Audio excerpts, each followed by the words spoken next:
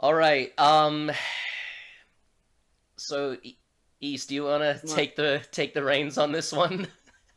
so I actually have a lot more respect for the Muslims than the Catholic Church. Mm-hmm. Mm-hmm. So do I.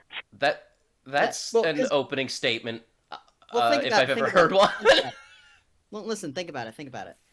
Like when Catholics rape children, right? It's this whole like song and dance about, Ah! oh, I'm so sorry that I did that, and please forgive me, and then we have to like bounce you East, east, around and east, send east, you to a east, east, east, different east, church. east. When we titled this "Rug Pull Elements," it wasn't because we were pulling rugs away from Arabs. Listen, It's because we're talking about how Rogue Elements was actually a fucking travesty.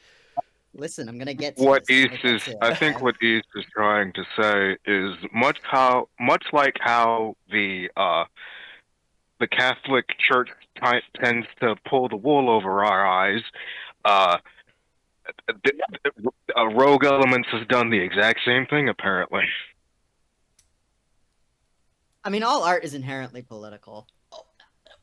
What the Yeah. fuck just happened? Are we even a minute in? let me let me check the fucking time on this. We are at a minute 30 exactly.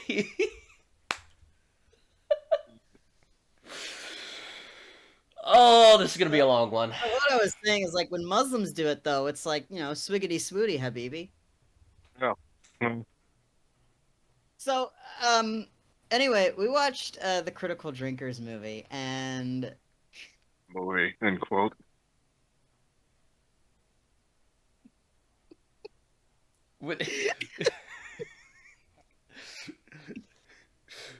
Unironically, a better delivery than anything else in the movie. Thanks, Rogar. Hmm. You're welcome. What I'm here um, for. fuck. Uh, I was gonna say something else, but I got derailed by. you got railed by the Muslims. Yeah, so did. No, no, no, no, no. What is with you today? I've had. I, so look, we all consider ourselves generally some form of artist or thinking person who likes to engage with art in a more critical manner than the average fella. I would say, yeah, is Yeah, that I'm accurate? I'm definitely more of an artist Yeah. than a thinker, but I agree. Trisket, you're definitely more of a lot of things than a thinker, but Yeah. I digress. I agree. I I Hey. myself am.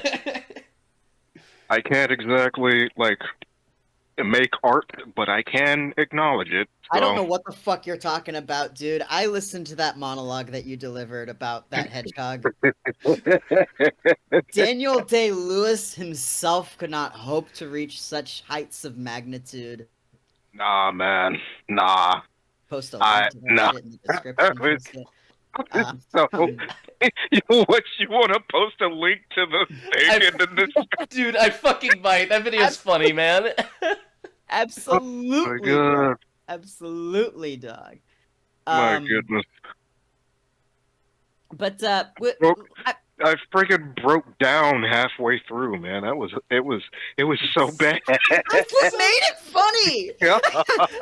Like it would have been funny. It was a no lose scenario, okay? If you made it all the way through staunchly with great pomp and circumstance, it was fucking hilarious. If you couldn't make Oh it my through it god. because of how fucking cringe it was fucking hilarious, okay? Oh my god, man.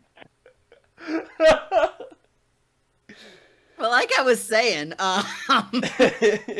I feel like we all at some point, and even the average person could probably admit to feeling the same way that like every once in a while you watch a movie or play a game or read a book or what have you that makes you think to yourself, yeah, I could probably do better than this. Yeah. Yeah. It made me think to So myself, I have done better than this. no no no no no no no no no shut up shut up shut up shut up shut up. Um, what if you couldn't? Oh, that's where What you if- were going. what Okay. What if you watch something that made you go, I can do better, and you couldn't? I'd feel pretty bad about myself for a while, but then I think after a while, I'd dust myself off and say, you know what? I fucked up. I'll give it one more shot, and if I still can't do better, then this just isn't for me. But, you know, I've learned from my mistakes, hopefully, which we'll get to. Uh, and you know, because ideally you would make something that fucking sucks, look back on it and go, that sucked, and then do something better next time around, and then go, okay, I still suck, but I've made progress, and then you get better over time. Like that's how a lot of well anything goes. You just don't see a lot of the background work because Mhm. most people aren't going to see the background work. Like the stuff that gets attention is normally like the final product, be it like an ice sculpture or a movie or you know like the final draft of a novel or whatever. Certainly, certainly. And like the greatest filmmakers of all time have had rocky starts. Stanley Kubrick with Killer's Kiss and Fear and Desire. Not great ways to start out the you. If you watched just those two films, you would think to yourself, "Wow, this guy fucking sucks." Um, Andrei Tarkovsky had a bit of a rocky start with Ivan's Childhood, a very unrefined but well-meaning film. That was Um, still a good movie though. Like I like it quite a bit, but it's not nearly at the highs of what he's capable. mm, Hitchcock's early work, you wouldn't be able to tell that you're looking at a genius at work. Mhm. Sometimes you just have a bad start, but you need to work at it. Even Mhm. William Shakespeare's first play wasn't very good. Mhm. But here's the thing: with these greats, with these magnificent artists of our time and before our time, and even the ones to come after our time, I hope there's an acknowledgement. mhm. No, but not a single one of them looked at what they had made before and went, "Yeah, there was nothing wrong with that." And if there was something wrong with that, it was everyone else's fault.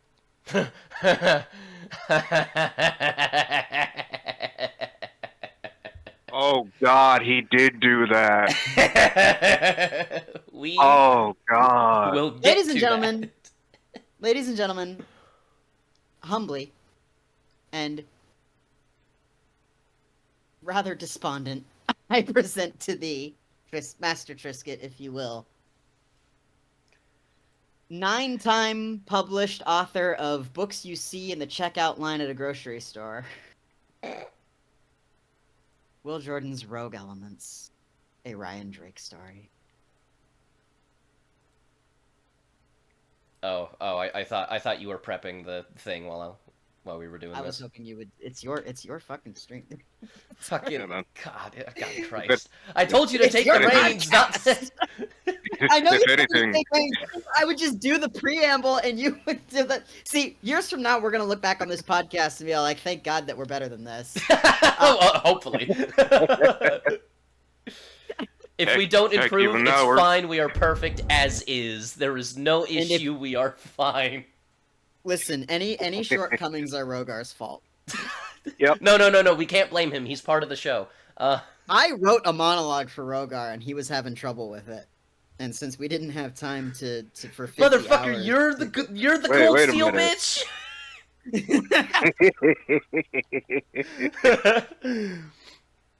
Oh fuck. Where's okay? There we go. I wish I could go back and edit that video and like really hone in on the part where I messed up. Like that was hilarious. Oh my God. You could give it a second attempt. deeper and like do like the Satan laugh when you break down. So it's like, Yeah, like that.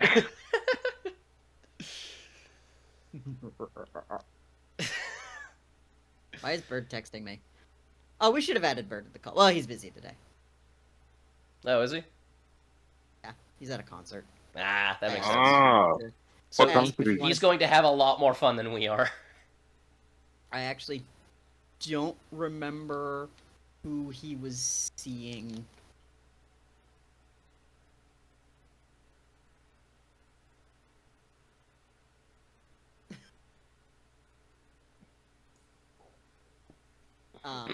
But Metallica's playing in Nashville today, and Art the Clown is on stage. Not kidding.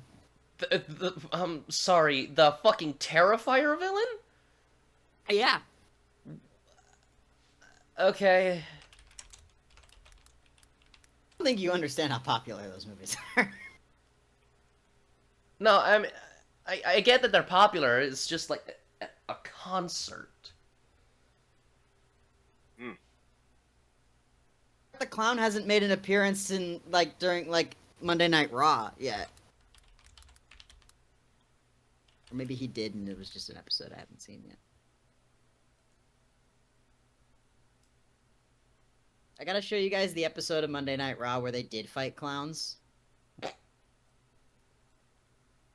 It's just getting the damn fucking thing. Like, there's no thing. yes, you there is. It's in the cum call. No, there isn't. Yes, it's right there. Rogar's in here. Oh, I'm in episode ideas. Man, maybe it's a good thing I didn't let you take the. Maybe it's a good thing you didn't take the technical reins as well. Holy shit. Listen. Hey, listen. You're right. I've had a bit to drink, okay? We've got the critical drinker and the shittical drinker. It's up to you to decide who's who. You like that? I'm the Eastical drinker. The critical Easter. Yes, the critical Easter. Believe or die. I mean, to be fair, that's no different from like any other religious text. Yep. Believe or die.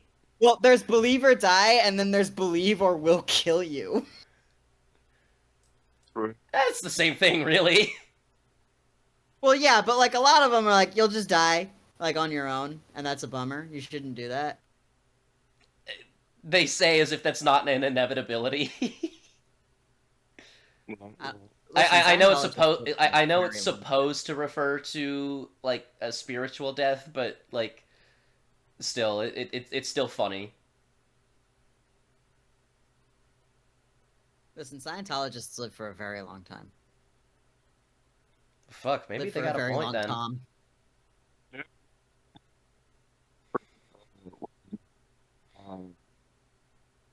You did a lot of Mission Impossible movies. All of them Mission Impossible movies. Hang on. I forget his name. Tom Cruise. There he is. Tom Cruise has been looking pretty young for a long while. He still looks the same. It's weird. They say black don't crack, but Tom Cruise. He also has a contract where they have to use de-aging technology on him for everything he appears in. Is he actually? Yes, actually. That is wild. Yeah, and if you look at footage of him on set versus final footage of him in the film, he actually does look different. That being said, he has aged incredibly gracefully, and there is no need for that, but it does exist. Yeah, why do that? There's no need for it. He still looks sure, he's aged, but he still looks like himself. I don't understand the point of that. But anyway, that's fair. That's fair. So, a little bit of backstory on this before we start watching it, I guess. Just one thing that I want to say to contextualize the purpose of this film. Trisket, would you like to read out that little thing at the top there? What is Rogue Elements? Sorry, say again? Would you like to read out the title of this video? Oh, part of me doesn't want to, but I will. I'm not gonna do anything. Coming from you, that is, I sincerely doubt that. Rogue Elements TV series proof of concept. You know, it's weird that my prom date said the same thing. Yeah. What did she dip her fingers in her drink and they changed color? Like,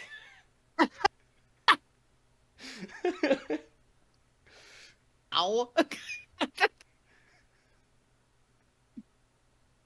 So yeah, Rogue Elements TV series proof of concept that he posted on YouTube. mhm. Okay, sure. Okay, sure. Anyway, uh, just wanted to highlight that. We'll get into exactly what's so strange about that a little bit later on.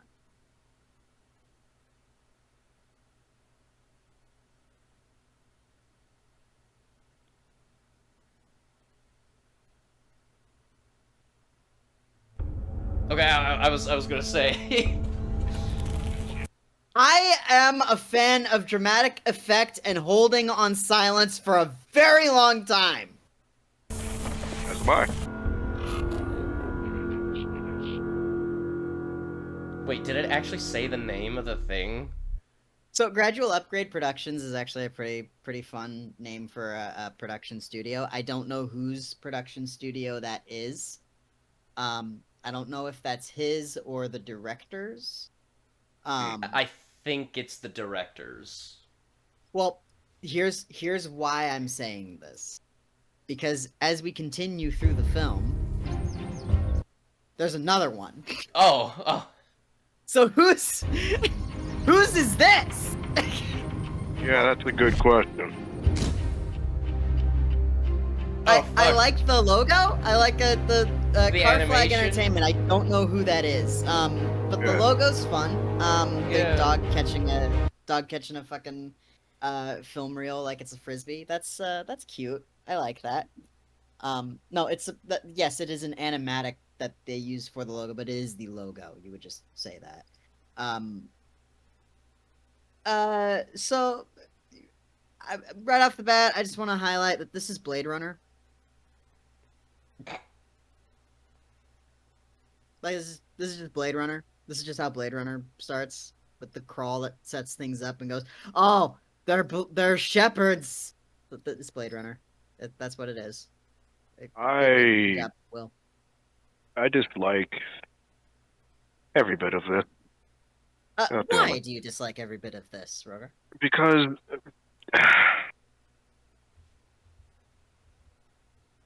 he literally titles this as a proof of concept, right? Mm-hmm. Every bit of this movie contains tropes that he himself. We'll get actually no, we'll get to the. We'll get there. We'll get there. But We'll like get there. But like this opening crawl, what's your issue? It's a copy of Blade Runner. Well, yeah, that's what I said. I You have can't steal my bit. I have issues with it. With the lore that it establishes. That Do too. you? They bore no insignia, held no title, and answered to no name. Except for shepherds. They're called shepherds. Well, Like- they're called shepherds. So here's the thing. They came to be known as shepherds implies that it's a pet name given by the higher ups that basically assign their missions, right? Mm-hmm. That's what I get from that. Because the select few who knew of them, the word select mean like you wouldn't say the select few for people who just found out about them, right? You use the term select few to establish that there is a sect, a group, or at least a couple of people who are supposed to know about them. The middlemen who operate like management Yeah. for these teams Actually, between them and the agencies that require their kinds of skills for the targets that they have to go and relieve, right? So Wait, so hang on. I Is that, assume that it's a pet name given them by those people. which, I mean, fair assumption, but at the same time, it's like, well, why not just call them that officially so that you could keep their names Exactly. secret? Exactly. Yeah, it should be like Operation Shepherd or something like that, right? Like that should just be the code name for the type. Like we know what a seal is. That doesn't mean that any of us know what they do, where they are, or who they are. Yeah. Exactly.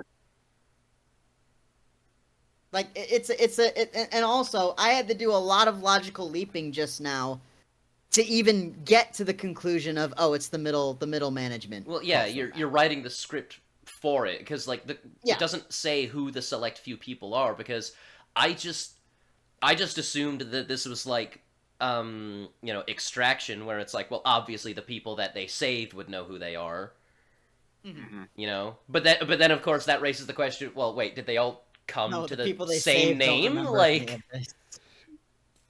The people they save never remember them. apparently. I don't know. Like that's the other thing is like I don't know what conclusion I'm supposed to draw about like.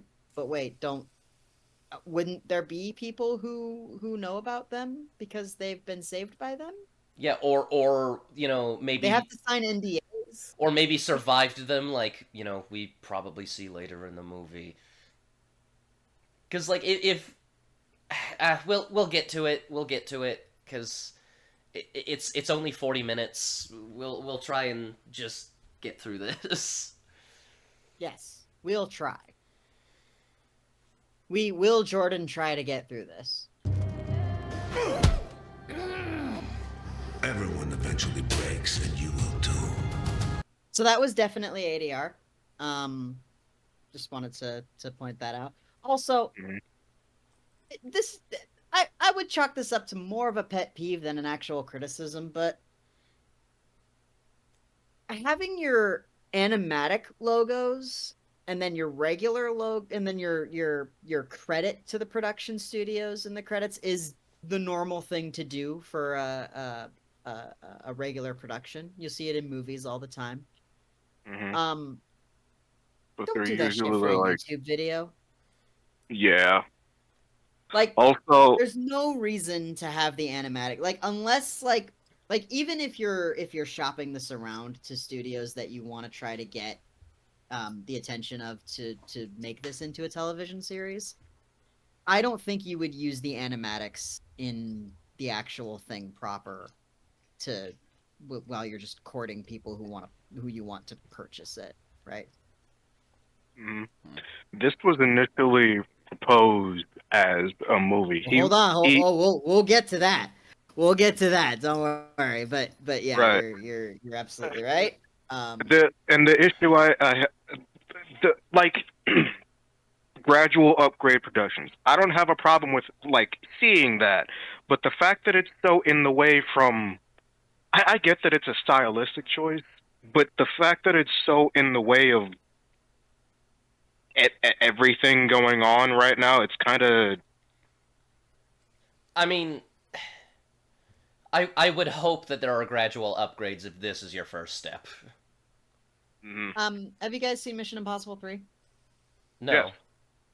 So this is trying to be the opening of Mission Impossible 3, cutting to credits in and out of a scene of somebody tied up and stuff happening. I won't, since Trisket just said no, I won't say exactly what's going on in the scene, but it's very reminiscent of Mission Impossible 3. Like the whole short has moments where it's trying to be evocative of other classic spy thrillers, and it just doesn't really nail it. But like, it's kind of funny in Yeah, a like lot of ways.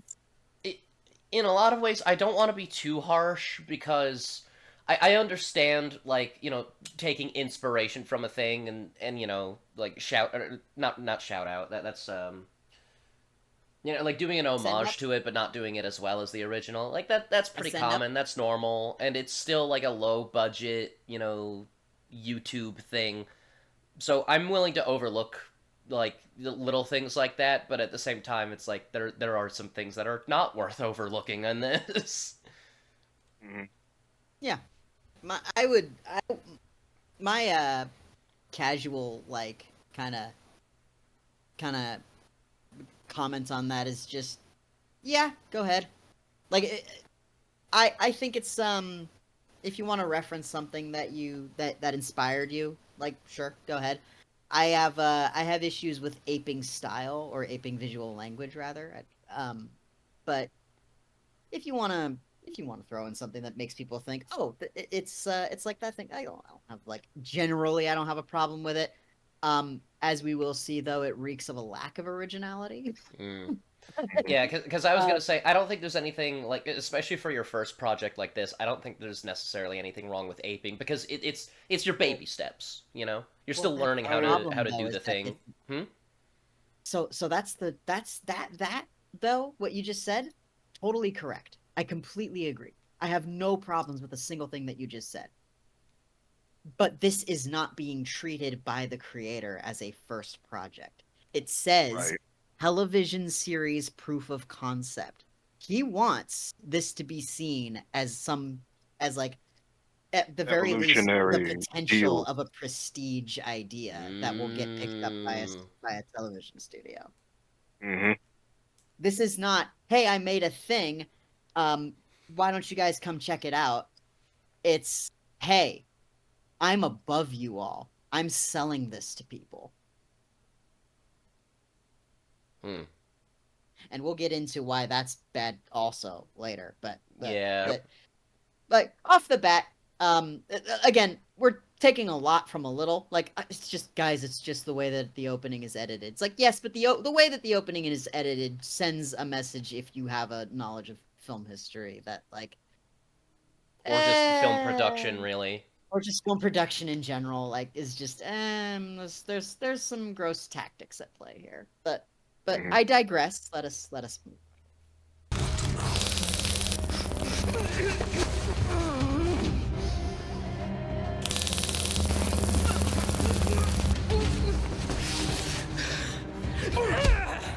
I generally have a problem with the way that that was shot and cut, but I don't like the sound mixing. It's a little Music's a little I loud. noticed the that top. as well. The It's music's a a little little loud. The loud. sound effects are a little loud. They don't seem to fit into the scene. There's no Yeah. reverb on the sound of the stun gun, so it just sounds like a sound effect they just dropped into the scene. Yeah. The editing, the sound editing is a bit weird. Yeah, it's a little odd. Yeah. But other than that, like I think that the way it's shot, like the way it's out of focus and there's like distortion to it, like it's a generally decent looking little Yeah. scene in there.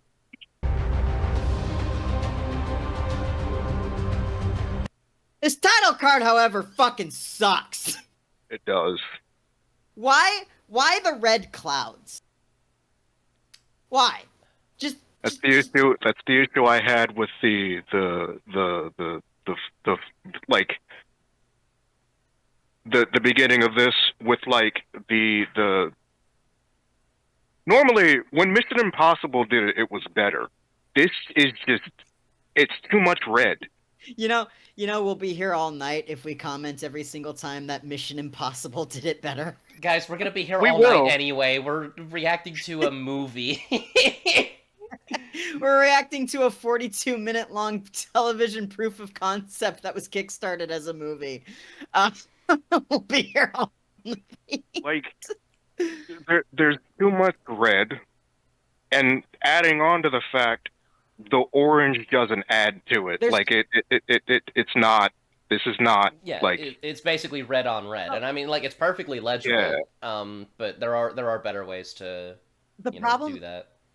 The problem that I have with it is red is not a dominant color in the short. Um, there's no red hardly ever for the rest of the thing except the scene with Anya, right? Mhm. Um, which ironically enough is my favorite scene. Uh, um, but we'll get there. My But like, favorite scene's it's the a parking lot. it doesn't aesthetically line up with anything else in the film. Mm. Um, the red and the smoke and the fog and the clouds is like it looks good. It looks okay. It looks fine. Um, but it doesn't fit the mood, the vibe, the tone, the setting, anything. It's It just doesn't. oh what would be a cool backdrop to have our title card over? Well, let's just do red clouds to denote danger. We'll have the color red be associated with danger. The fog is like oh because I guess you can make an argument is like oh because fog impairs your vision and we're dealing with a plot that's like hard to see through. You don't have all the pieces, so you're lost in a cloud basically. And it's like that's fine, but for a spy thriller, I don't. Especially a spy thriller about what this film is about. It's like This isn't a I spy don't thriller. Don't fucking associate. lie. Well, but it is though. trying It to be. tries to be, That's but what it he would fails say because it is. there's no spying in the listen, spy thriller. I am going off of simply what the author would say it is, and I'm fairly certain that if you ask Will Jordan what is this, he would say spy thriller as he talked. Sure. So I'm just saying that like it's spec ops shit. It's under the table mission shit. It's spy thriller. It's shorthand for just secret guns. Like that's just what we have to work with here. Am I right? Like come on. I guess. Yeah. But There yeah, should the- really also be a the font. delineation between black operations thriller and actual spy thriller, if you ask Also, I me. just- Oh no, I don't agree. have I don't have any qualms with that. That's fine. I can agree But I'm with just that. saying is like if you asked Will Jordan, hey, what's the genre that this film is in? He'd say spy thriller. I know this because he did say that. It's on the Kickstarter page. Yep. Well, Wait, that's still up? Is that still up? yeah, every Kickstarter page stays up. It's archived. Oh, yeah, no, you're right. You're right. I can go pull up Kickstarter pages that I helped back from like 10 years ago. They're still there. They don't delete the pages. We don't need to know about how many Nazi groups you funded. Funded? Funded? Funded? Started him! Bitch, I led them.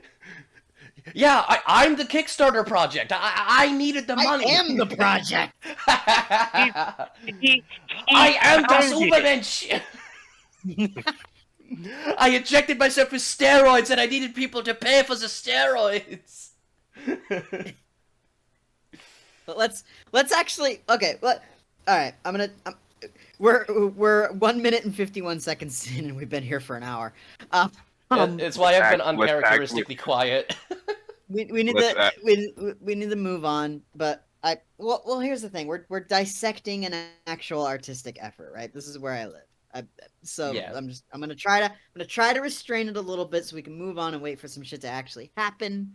But it's the mindset that I want to tackle while we're getting into this. Yeah.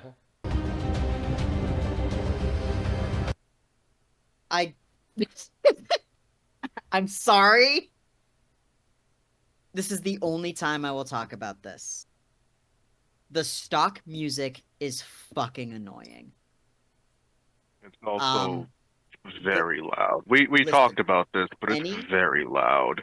And it is very loud, it is poorly mixed, but it's also just clearly stock Annoying. and it's clearly bad. Mhm. The use of stock music it sends a clear message to me that you're not actually an artistically minded person. Music is the most popular art form in the world. If you are a filmmaker, you know somebody who plays an instrument, record them playing an instrument. You can get people to make music for you. You can pay them to do it, or they'll do it for free because it's what they like to do. You can get music made for your thing. Do not use stock music ever. Ever! Mhm. It sounds bad. It's obvious. Nobody knows how to properly edit it into a scene. It never sounds like it's supposed to be there in the first place. It's just lazy and bad, okay? Yeah. Stop doing it. And if you are going to do that, film and edit the footage around the music. At the very least, yes. Yeah. Yeah, You- like you can find with ways- Atun Shea's King Philip's War documentaries on his channel, he either got music professionally made for them for the later ones, or for the earlier ones, he just used the soundtrack from Ravenous, but he edited like these old like woodcuts and like, you know, panned across them and stuff and added gunshots and screams so that like the music accentuated or the music and the sound effects accentuated each other so that it would help sell the point of how horrific the battles were.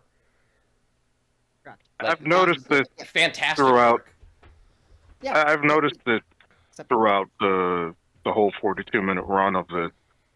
The music, the stock music, is so poorly mixed and edited that it's almost overtaking it's almost overtaking it. Like I Mhm. tuned out multiple times during this movie because of how loud it was. It was bad. Yeah, it's worse than a So what I Netflix movie. so It's yeah, worse. yeah. Like, pro tip, take in everything that we just said. Wait, pro tip, Like we're not professionals. Semi-pro tip, like amateur tip. a- This is amateur amateur hour. tip, amateur hour here. If you're going to have music for a thing, get someone to help you make it, or find something that like works for the scene and edit around that. Like this is just Or this is poorly done, and it's poor. It's not great. or if you have the So time, just like find some like music samples and learn how to like mix them together. Exactly. Or I mean, this is a lot more work, so I wouldn't recommend this. But you could learn how to do the music yourself. You could also be like really bold and do little to no music. Hmm. let me give a little thing here too about just the editing of this entire short, and a problem that's very well represented in this scene. So the music being as loud as it is and fast paced as it is telling me that this is a very intense situation that like I should be laser focused in and caring a lot about. Mhm. Who is this person? Yeah, because like, what? Why not? Because like, you're going through the credits. Why not? Have it be intense. For the torture, and then just like hang on like the strings, like the. I don't know what the word is, but like that high pitched like whine of it, like hang on it or loop it or do something so that like Mhm. this scene slows down. So it's like we've reached a break in the torture, and this is it's giving the character room to breathe both in world and like as part of the art. Hmm. You know. Sure. I will defer to Jack Reacher, the first film starring Tom Cruise, since we mentioned Hmm. him earlier. He's on my mind right Hmm. now. The opening of that film does a really good job of using its music to kind of build and add to the tone of what it's establishing, because it also starts out with a mysterious kind of, ooh, what am I looking at? What's happening here? Hmm. Um, Mission Impossible 3, which this kind of was aping a little bit with its opening few seconds, doesn't have any music at all. So I won't use that. I won't continue to use that as an example here. But the a creeping slower track would do this scene wonders, and Mhm. also quieter. But I I guess they just didn't think about that. Um, yeah, but like the fast paced track is telling me that there's a ticking clock at play, is the main thing that is being communicated with this choice. Like a bomb is about to go off. And we're looking at a character we don't know, sitting in a room we're not sure of the location of. And this is all great stuff for building a setting. Like, Mhm. oh, who is this person? Where are they? Why are they being tortured like this? The music doesn't serve the mystery, though. If you want to build a mystery, you need a more subdued, kind of creepier track. For what you're using right now is like somebody's running somewhere, or is just about to find out like the answer to a problem and needs to act quickly, right? I'm not being told by the music. I'm getting an inconsistent message from the music. Mhm. I'm being told by the music that I should be very concerned when the scene that I'm being shown is one of intrigue. I should be asking questions, and the music should be serving the idea of asking those questions. But Yeah. once again, I digress. I'm sorry. Just so fucking loud, the heroic swell. I as know. he gets up and like, I'm about to be like- tortured. Hero music. yeah, like that's like, what is going? It's not good. It's not good. I've talked a lot. I don't want to keep talking, but like there's just so many problems. I also have something to say about the way that this entire short is lit, but I'll get into it much later. Ah! Like this is either a hero shot or an insurance commercial. I don't.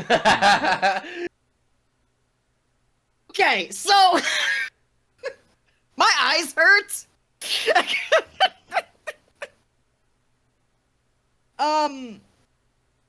Kind of cool transition, I guess. The match cut to what I'm assuming based on what I'm being shown. A different time and a different location. The match cut is telling me that this is the same character, and we are now somewhen else, as well as somewhere. Holy fuck! Why is it so exposed? Like, ow! Like I was just in a darkly lit environment, and now I can't see. Like, Wouldn't it be kind of whoa? Rogar, what the fuck did you do? Such a weird choice, and the music, right? Like the music's still going, and it's still swelling, and it's still telling you that this is like a rise moment, right? Like the hero's about to do the thing, right? Like Yeah. I would expect this kind of music to be playing as Ryu throws out a Denji Hadoken and beats Akuma. Like this is a strange choice. Like this like it's not tonal whiplash. It's tonal disorientation. And it's like the uncanny valley of tone. I don't know who this is, and the music is telling me to care so much about her.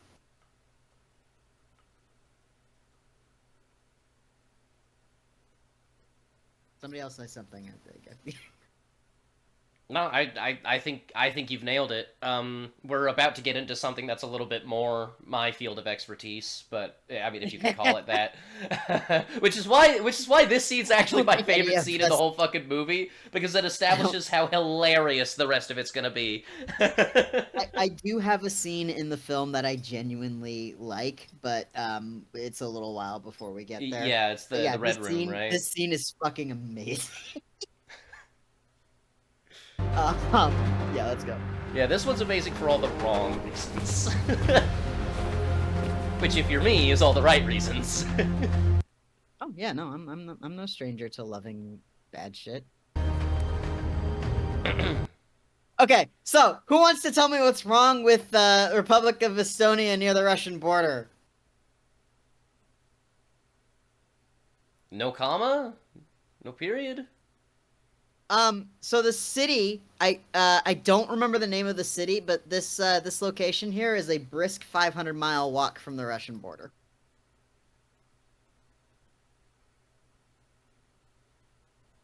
Wait a minute.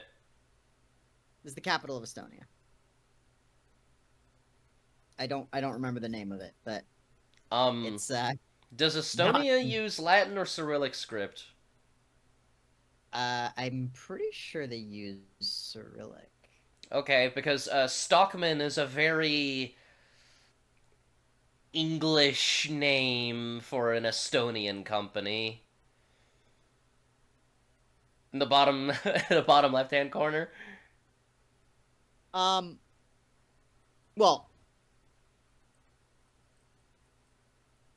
they might have Tallinn. I believe this is Tallinn. Which is just off the Bay of Tallinn. And not at all close to Russia. I don't know why they would choose to use. Well, I know why they would choose to use this is a stock shot. Mm-hmm. But yeah, it's just a weird choice because like Estonia is on the Russian border, but I just want to hear, but I would walk 500 miles and I would walk 500 more in a Russian accent, or maybe an Estonian one. they would walk 500 miles. No, I meant the song. Like, Well, yeah, but I can't sing in a Russian accent. fair enough. It's don't to be think fair, anyone neither can the can. Australians. They can't sing in an Australian accent. It's weird. Yeah, Australians, they sing in someone else's. Yeah, they sing it in an American Yeah, accent. we know this is shit. I can't stay here any longer. I would just like to point out, by the way, that the grade between the establishing shot of the city and the grade that takes place in this parking lot do not match. Yeah, they were shot by different people. Well, no, because the city shot is a stock shot, and they just decided not to do the thing that would make it look like it's part of the same thing as the thing that they're making. Yeah, which is I- expose the shit out of the other city. Expose the fucking shit out of it. You know what? You know what I think? I think that they grabbed the stock shot and put it on the timeline, and then when the colorist was going in to change it to make it look like the rest of the movie, Will just went, "No, hold on, it looks good. Don't tarnish this." You're saving lives. Remember that. Easy enough for you to say. It's not your ass on the line. Also, the DTV fucking, what the fuck is the word I'm looking for? Around the edges. It's dark. It's shadowed. Why, Oh, why wait, am I whoa, blanking hold on on. Look. the vignette, the DTV vignette, the vignetting in the around the edges. How you can see that there's a shadow there. That's a post production thing. It doesn't movies don't look like that when you shoot them. You have to put that in on purpose. Stop doing that. Well, there's also another thing. I think they're using like a fisheye lens because, like, look carefully at the at like the pillar on the right there. It's bending. It's bending. Yeah. No, they're using well. Why? probably Because just they shooting haven't on gotten a to the wider- reason why they would do that yet. So why do that? Well, they probably only had circular lenses. And when you shoot, the wider you shoot, the more of that kind of warping that you get around the edges. Which is why most movies that feature big wide shots use anamorphic lenses to shoot, because it maintains the square. This is the is so fielded by how much your lens. Whoa, is hold being, on. by how much your view is being stretched by the lens around the edges. Say that again. There was some stuttering on my end. I might need to grab my Ethernet cable. Oh, sorry. I was just saying that well, when did I start stuttering? It was right after that little pause that you had. Pause twice. I don't. Oh, know. the second pause, I guess. Second pause. Yeah. So an easy fix for this, when you have warping like that, if you don't have access to a square lens or an anamorphic lens that keeps it that maintains a flat kind of look for it, the easy fix is just to crop it so that you get rid of the part of the frame that is warping like that. No, yeah, that would have been my first guess. Yeah, that's the easy fix. There's a couple of other things you can do that are more time consuming, and clearly they didn't have time to do like 50 takes to get the warping correct. It's not the biggest problem in the world. You'll see a lot of movies like that will do this. You won't see it very often in like higher budget films because they can afford big expensive lenses that can capture a really wide frame without having to without bending the lens at the edges. But it's it's one of those things where it's like, yeah, no, I expect to see this in a YouTube short film. I just do. Like, this is just one of those things like, yeah, no, you're using a wide angle lens that's round. Okay. And this is gonna happen. Okay, because that's actually really interesting because I've been the guy behind the camera on a number of short films, but I've never actually been the guy like doing the camera settings. That was always someone else. Sure. You were a camera operator, not Yeah, a cinematographer. I've been a camera operator. I've acted a couple times. Well, that's got nothing to do with camera. Well, yeah, no, I'm just saying like some of the roles that I've done. Sure, but staying on topic, I mean. Yeah, yeah. So yeah, to just stay on topic, it's like that's all very interesting stuff that you wouldn't know unless you've actually operated a camera. Um, which like I've been a cinematographer for a few things, but I'm not gonna go into my credentials because that's not what I'm here for. But it's yeah, it's one of those things where it's like, yeah, no, I would expect to see that in a short film that somebody makes that they intend to just upload to YouTube. I and I need to hammer that point home because I would not expect to see that from somebody who thinks that they're better than everyone. Because, well, we'll get there. Yep.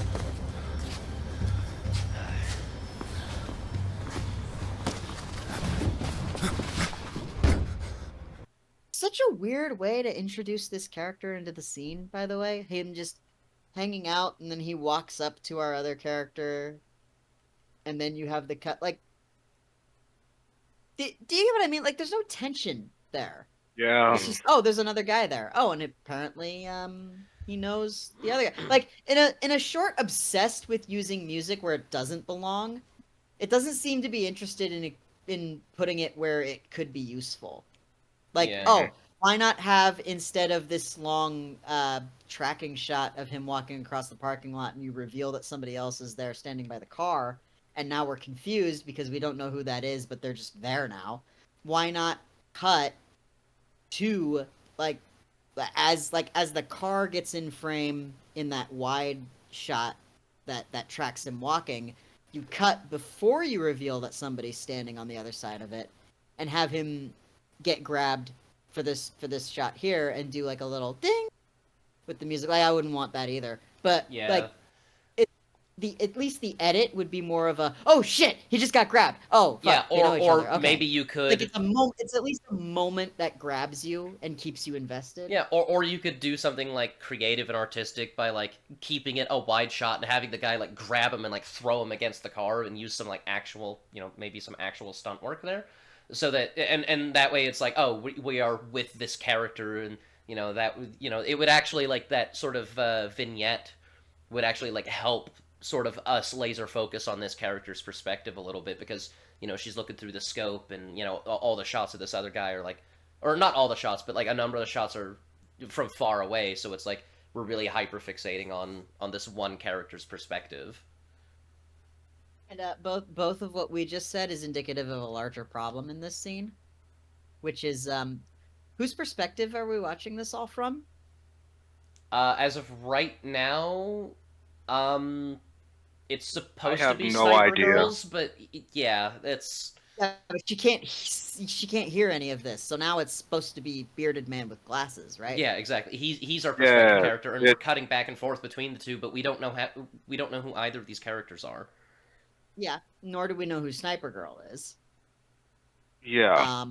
Now the defense for that would be, well, it's a mystery. You're not supposed to know yet. It's like, yes, that's true, but also you have now completely disoriented me in a different way by taking what was very clearly one perspective and forcing me into a different one. Yeah. It's a jarring transition between characters. It's not like, how do I word it? It's not good, especially if you're going for consistency between the deal. Like this just isn't like the better way they could have done this is have the view be like from the lens of the sniper, because we'd be able to see this as well as like have her perspective, and then we could like cut to this scene specifically and just have them having their conversation. Now I'm just thinking about how to like creatively restructure this shot, or not shot, You this know, scene from you know what I like a mean? shot basis, and I'm just sitting there. Well, also a choreography basis, but we'll get to that. I won't go into the You know what? details. Like Choreography. you know what I mean though. You know what I mean? Like Yes. because the way they did it, it's not great. It's jarring. Like, not only do we not know who these characters are, we're getting like East has said, we're getting forced into another perspective, but like and it's poorly done. Yeah. The forcing, like. Yes. I don't know. There were multiple ways they could have just done this better. I agree. I'm Well, not. there- I'm there's I'm a I'm, few- I'm unfortunately not a film student, so I wouldn't, But yeah, be but it's able still to so artic- obviously bad that it's like even someone that doesn't know what they're talking about can still see what's wrong with it. I think that's the important thing to address. Like a layman without knowledge of like the names of techniques or Mhm. like the technical aspects of how to run a camera can still see that like, oh no, there's something wrong here and I can't quite put my finger on it, but I'm not vibing with it. Mm-hmm. Let us continue to not vibe. Code word. Vivant. Vulture. Did you just say vibant? Yeah. Yes, that's too good. That's the new video title. Vibing. No, we're keeping rug Vibant pull elements. I vibant with this. that'll be the pinned comment. For the description. Yeah. This shot, I don't really like it. It's not necessarily bad. It's just that like, Yeah, but we're kind of getting into nitpick territory, especially with everything else we've covered and have yet to cover. it's just meant to Mhm. look artsy. There's not really any point to shooting it like this. And also, the overexposed bright light in the middle of the frame is distracting me. Will you Yes, follow? it is. I don't think so. Try harder, Ivan. Why did he Not the grab him full like extent. that if he I was can't just... tell. Hey, were you followed? Who's following me? Who's at the back? What about my wife and child? Right now, you're the priority. No, that was not our deal. It's now or never, Ivan. God damn it, get him out of here! I would just like to point out, by the way, that no Russian person ever in the history of anything has been named Ivan. Yeah, it's Ivan. It's Ivan. Yeah. It's a nitpick. And at this point, it's kind of a pointless nitpick to have because nobody is ever going to do it the correct way. But I will never stop saying it. I There's also support the Ivans. The Ivan Horizon. Ivan You- Horizon. you would also. This is another nitpick on my part. In a lot of other movies where they have like foreign languages and the like, we have bits of that language within the movie, right? The Even Russians video speak the games. Russian, even video games. The Russians speak Russian. The the Arabs speak Arabic. Yeah, like in Um, Assassin's Creed, they got like every now and Exactly. then, like the Italians will say like an Italian word, and in Exactly. Exactly. also Assassin's Creed, and in a game that I would actually recommend everyone pick up, Expedition 33, even though it was performed. yeah? What? Hell yes. Yeah, even though it was performed Oh, by. wait a minute. Expedition 33. Where did you hear about that? I heard that about from you. Dude, I heard English. that Andy Serkis. I heard that Andy Serkis was in that game, and that immediately sold me on it. I love Andy Serkis. Hey, whatever boats your float. Wow, we are fucking up the English language today. but yeah, no, but yeah, no. There's not a hint of Russian in this. It's No, just there's just- there's a line coming up later that Oh, I'll man. point out. But yeah, no, there are no other languages at any point spoken in this short. Yeah. it's just the accent, and it's not. I don't You're have a against problem with there accent races. being. and I don't have a problem with there being the accent, but like putting the effort to like make this immersive.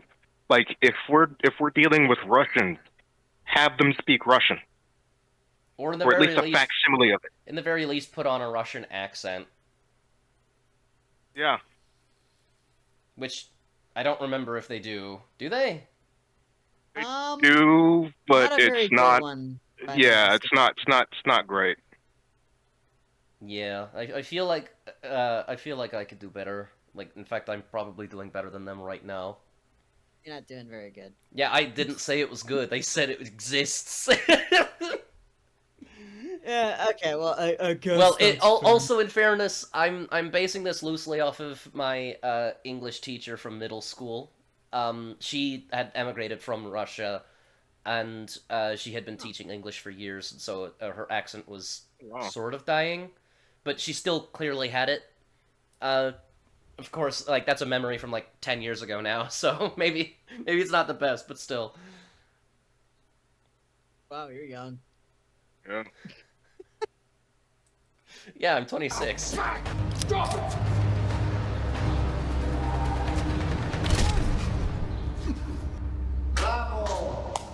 Bravo!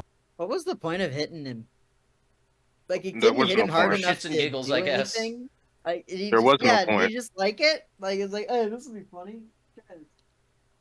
We also need to like. I don't know if this is just the writer's poorly disguised fetish or whatever, but like What? the random hits in between are just weird. The random hits.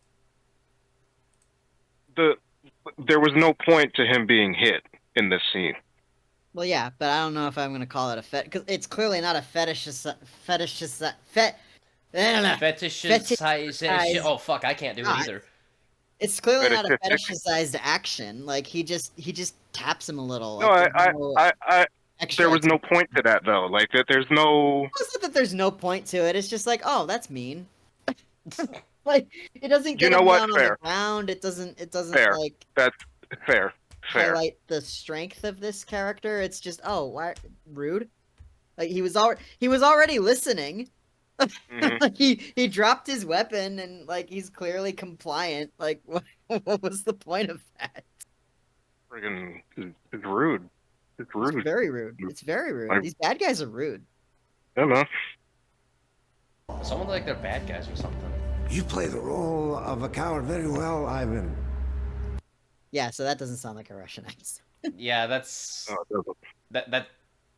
that's just kinda, that's just a guy from Iowa. it's just gruff foreign man. Yeah, so a He's guy like from the- he's Iowa, like. Yeah, like, it's like And yes, I do know where your family's hidden. Please, Volkov, don't hurt them. It's too late for that. Oh, they're dead. But what if somebody's like comes to get their car and just happens upon this? There's gonna be a Like, point in you the know what? movie. I'm gonna come back later. Yeah. I saw Kinko's across the street. I'm just gonna hop in there and see if I can. Estonian Kinkos. Estonian. Yes, it's pronounced Kinkos. There's gonna be a point in this where the main female character goes to retrieve a bike. Oh, hold on. We'll cross that bridge when we come to it. Okay. But like My but favorite. like for right now, like this setting it's my favorite. It's my favorite scene in the movie for how stupid it is. it's a good stupid scene. Mhm. But like just in this current moment, like first of all, who the fuck is this old dude? Yeah. What? Like, Wait, this hang on. This is just man in collared shirt. That's Is he just Vladimir. at church? Wait a minute. Wait, you dissing my boy Vladimir? Oh, I'm sorry. I didn't mean to diss your boy Vladimir. No, God, like That what was is he? hang on. terrible. You said I my did- Russian accent was shit. Holy crap. Dude, Been drinking. I did not notice him in my first view. No, it's just some old guy. Like, Some old this dude. does not look like a special operations operative. This Oh is. my Yeah, god, that he is ain't amazing. Spetsnaz. I was at a cookout with this guy last Sunday. Like, Wait, was he invited to the cookout, or was he in the front yard burning a cross? oh, he was the one grilling the burgers, man. He's great. He's a wizard with that spatula. Get this man on a I see what foreman, you there's did there. no That's stopping fucking him. clever, actually. Why? Fuck you, just do it, you fucking pussy.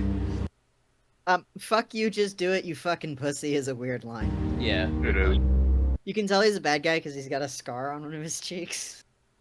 Mhm. That's why you know what, fucking, I'm gonna shout myself out a little bit here. I mean, not that there's anything to shout out, but the good guys in a certain thing that I'm working on. Hopefully, I could get it animated. Probably won't. That's gonna this project's probably gonna die with me. But hey, if I could get the Bellators of Shadron animated, the good guys, they're gonna be scarred and fucked up before the series ends. Like they're gonna actually straight up look worse than a lot of the good guys. Or, bad guys, like, sorry. Just once I want to see a bad guy walk into a room and instead of a scar, he's wearing a band-aid. Just demonstrating proper medical care for himself. Yeah. Why the fuck are you people, like, you're missing half your face, like... Oh, fuck do you mean, you people?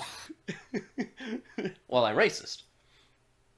I'm the bad guy, like, I Oh, kinda have good. to be. Good, okay, Russians, right. Okay. I was worried for a second that you just meant bad guys in general, but no, now that I know you're specifically talking about a marginalized people, it's all good. That is a clear fucking shot. Yeah, like, you Okay, could just so- put that bullet through his heart right now. So I'm a bit of a gun guy. Trisket, are you a bit of a gun guy? I'm no expert, but I know a thing or two. I know enough to be dangerous. Okay, Rogar, would you call yourself a bit of a gun guy? Would. That is a clear shot. Yeah. What's the first rule of aiming at a human target?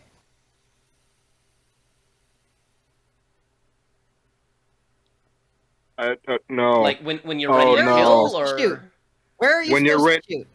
Oh, center mass. Typically. Center Center mass, yeah. motherfucking mass. Which is where she What has is right here. clearly visible. And she's in the same parking lot. She's only, like, what, 50 yards away, tops? She's actually in the same building as all of these people, which is also like mind-blowingly stupid, but we'll get to that. Wait a minute. Oh my god, that's even stupider. Has anybody ever been in a parking garage? You can see the other side clearly. Yeah, I've been in a can. few. There is no way that nobody noticed her. You see, they're really busy being bad guys, okay? Like... Really busy. Didn't bother to look left. Well, if they looked left, they'd be looking out the fucking window. They should have looked right. No, actually, if they looked left, they'd be blinded by the fucking overexposed goddamn sunlight. To look to the right to give their eyes a slight reprieve from the fucking wrath of God filtering in through the aisles. No, nobody bothered to clear the fucking room before they decided to be waving guns around and hitting people and doing a kidnapping. Once again, if somebody came into this level of the parking garage to retrieve their Toyota, they'd be fine. Nobody would even notice they were there. Not only that, they'd be able to call the authorities because Oh, they man. didn't check the room. By the way, I want to point out, this is an argument that I saw someone defending this fucking movie with. She doesn't have perfect sight picture in this scene. But she does! She Exactly! does, That's what though. I fucking said! That's what I said! She hits exactly what the reticle's on! So depending on That the is- caliber of bullet that she's using, she doesn't even need to hit him. Yeah, exactly! And she's using, what, like a AR-15 or a Dragunov? I don't remember what model she was using. I didn't get a gonna- good look at it. I didn't care. I'm Maybe gonna- we'll looks see like- it soon. I thought Yeah, it. you'll be able to. Hang on. I'd have to go back, but it looks like a Oh, you have DMR to me. I don't know. You have him. You'll see it again. Clear shot. Again, yeah. Clear shot. Now, Okay. And to I'm be gonna, fair, I hate to be fair, I hate to invoke the paw from the south, but I'm gonna do the thing. If you'll bear with me. mhm. Shoot him, shoot him, shoot him, shoot him, shoot him, shoot him. Hang on. She got such That- a perfect fucking snipe on someone she wasn't even aiming at because she decided to get shaky all of a sudden. Like, what happened? There are ways to make this work. You accidentally shoot somebody who crosses in front of your target, Mhm. but like there needs to be way more shit in the way, way more people There in does. the room, way less of an does. opportunity to take your shot. Like you can make it work, but you have to fill the room with shit. Remember to when they make- did that in The Killer? I do remember when they did that in The Killer, and it made perfect. It was like it made perfect. And The Killer also did the same thing, where it's like it's one person, who gets in the way in a room that's completely empty. But the timing of it makes sense because he's distracted. Anya's not distracted. She is laser focused on this gentleman for this entire scene. Yeah. She Exactly. knows what she's supposed to do. There's no hot dudes Well- without their shirts on for her to go, ooh, that for a Well, second. not only that, but like, there's also just the issue that like when in The Killer, like how the fuck was he supposed to know? Oh yeah, she's suddenly going to stand up. Meanwhile, she could see this dude walking across. Yeah, that's the other thing is like she's like in The Killer, like the unfortunate victim of circumstances, is down on she's what, down on her knees, Something like that. or- She was like yeah, dancing. something. She's I don't- dancing and like, but like it's more understandable because again, like we've seen that like he's distracted by her, right? Like he's like, oh, that's pretty. Mhm. Like here, there's no such element. Yeah, and the thing is like There are no rogue elements in this scene. And the thing is, like, if he Also- didn't see, if she didn't see this guy walking into the scope, then there's no way that she should have seen Ivan, which would mean that there's no reason for her to not fucking shoot him right there, as like, even though Ivan might have been cutting across. Like, also bullets Also, travel I faster don't- than sound. Like, it's 50 fucking I yards, don't- dude. It's an instant I kill. don't. I don't know how. I don't know the caliber of bullets she was using, but regardless, a 22 can penetrate people, like go through them. He could've Can gotten not that shot necessarily. off. It's not likely. Okay, so that's an AR model. She could be shooting something as small as a 22 or something as hefty as like a 5.56, maybe even heavier depending on Yeah. how it's like modded. Even still, that shot probably would have gone through, dude. Mhm. Like the penetrating power of a bullet, 50 feet away, mind you, is going to go through people. Especially if you're using like a what is this? An AR model? Mhm. No, hang on. And there's a pretty long barrel on this thing too. So That's why I thought it was a DMR for yeah, I some did reason. too for a second. That's why I said it might have been a Dragunov. Yeah, and so you have the But yeah, perfect no. shot, and then she fucking shakes and goes over to him. Like she, it's like when you're playing Halo and the auto aim goes to the intentional. wrong enemy. Mm-hmm. Mm-hmm. So clearly intentional. Now, like I know that like for sharpshooting, like they kind of tell you to like since your hands naturally move like with the patterns of your breath, maybe your hands just shake a little bit. Like that, you're never going to be perfectly still. Yeah, and sometimes when And, you squeeze your what they hand, if you're teach not you- trained enough, you could like end up like shifting your whole wrist as you squeeze the trigger, and so you end up shooting a little bit to the side. But it's like this is a Yeah, that's why they trained tell you to squeeze CIA the operative. That shit ain't happening. Right, and that's why they tell you squeeze, don't pull. Right. Yeah. Mm-hmm. But the other thing that they'll teach you is to make a figure 8, with the center of your sight. If you're peering through like with a laser sight or anything that's got a dot on it, if you're shaking, you make a figure 8, and every time you get into the center point, that's when you squeeze, right? Mhm. So there's no way that anybody trained like that's me who is not a professional shooter. I don't shoot for sport. I shoot for fun, and I don't shoot very often. Mhm. Like I know how to line up my shot and take take a shot at a target that's not moving, and like he's not moving, he's standing still, and the other guy's moving. Like So obnoxiously you know to still. shoot at the thing that's not moving. Wait, why is he standing so still when he's got a mission to accomplish? Because That's another thing. Go on. he was taking a moment. He wanted to give anybody else a chance. I was like, if anybody's gonna shoot me now, here's your moment. I So it's like, guess. Fucking I'm hell. I'm a bad guy, and I need to be stopped. I mean, at least he's aware. You would think after having gotten their captives, they would all be moving rapidly out of the area. They're not. Well, yeah, they're just. Well, no, mission accomplished, boys. We did it. Yeah, there's nothing else to Relax. do. We're not operating in a foreign But, country or anything. Exactly. Like what? No. They're on the Russian border. In a city No, that's they're like near the 350 Russian border, fucking and miles like away that from means Russia. they're Yeah. still not in Russia, even if they were like 20 feet away. Like, The city we're Exactly. in is near the Russian border. in Lie, near. Will! You're lying to me. Lie! You're a fucking liar. Yeah, that's what we do with liars, right there. Yeah, that's an AR. I would also like to point out that she had ample opportunity to just keep shooting at the guy that she wants to kill. Yeah. Yeah. Instead, she turns her attentions. And by the way, we're all in the same building. Yep. You didn't need to drop that. Yes. Also, I want to didn't- make another comment about the sound design. There's no impact effects for bullets, so I meant to assume that everybody's just shooting in such a way that it's going directly out. Oh of the yeah, there's not parking even garage. a whiz. No, To No, there isn't. signify, oh, they're missing. So like she ducks down and holsters her weapon to get onto her motorcycle, and it's like, yeah, but like I don't know how close those shots were getting, so like there's not really any tension. Yeah, to like, that.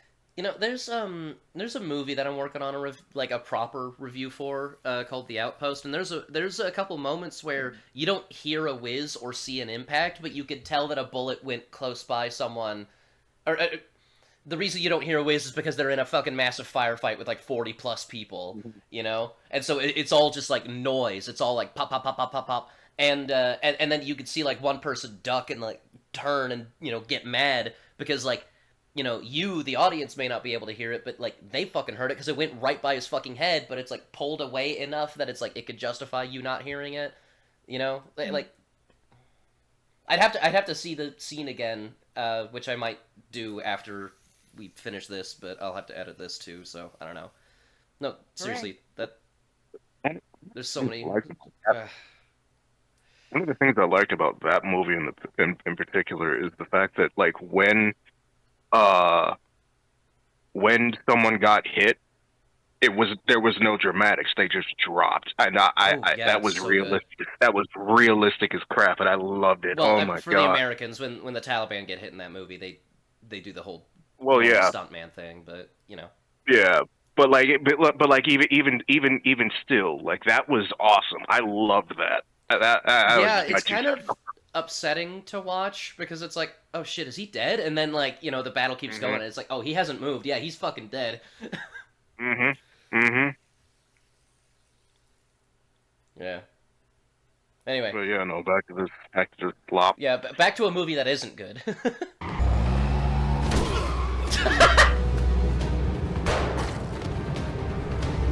Oh, that was a good drop. That was some good stunt work.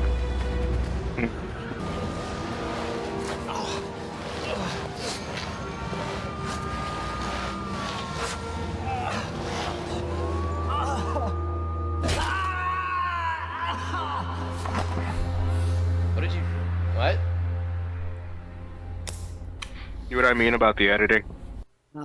I would like to point out that I call these lighting conditions and color grade the Zack Snyder warehouse look. Oh fuck! I'm getting Rebel Moon flashbacks. We're going to post this Also- on Live Leak. You know what's funny is that in the in the view screen for this camera, you can see what the room actually looks like under these lighting conditions, and then cutting back and forth between the post-production filtered lighting conditions is really funny to me, because it's like, Oh now God, hang what I'm on. being told is that the way that the room looks is in these characters' head, and then you see this view screen and it's what it actually looks like. And it's like the entire cast of this movie is just a bunch of LARPers. Yeah. That is hilarious. Oh You know, my God, I was going that to is say, well, I mean, hold on. When you pull out a camera, sometimes it looks different from how your eyes see it, but then I realized that's mostly low-quality cameras that are on your fucking phone. Yeah. Because if Yeah. you actually know what you're doing, you could make it look however you want, really. yeah. I mean, even with cameras on your phone, you can get a pretty decent looking image out of that. Yeah. I've seen many men piss their pants in moments like this. And I remember one time a man who actually shit himself, believe it or not. I have a situation, a problem. And like my father used to always say, there are very few problems that can be solved with a good, sturdy hammer.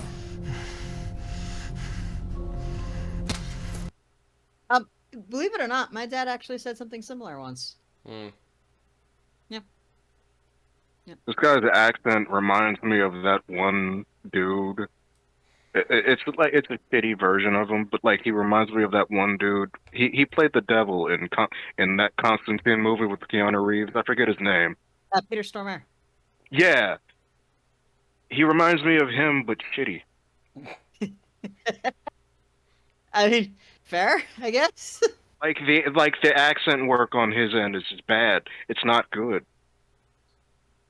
Peter Stormare also did a Russian accent in John Wick 2. Yeah, and that was good. In the very beginning of the car lot. Guys, we got like 35 minutes to go through.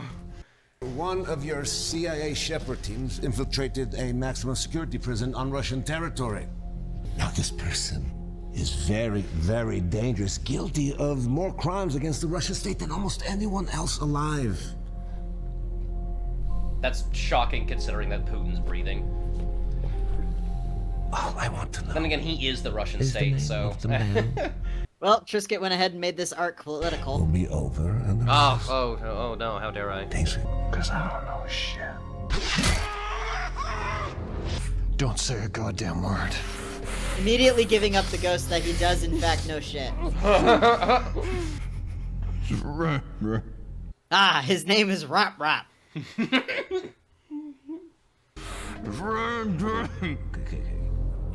Brian Dake? Ryan Drake.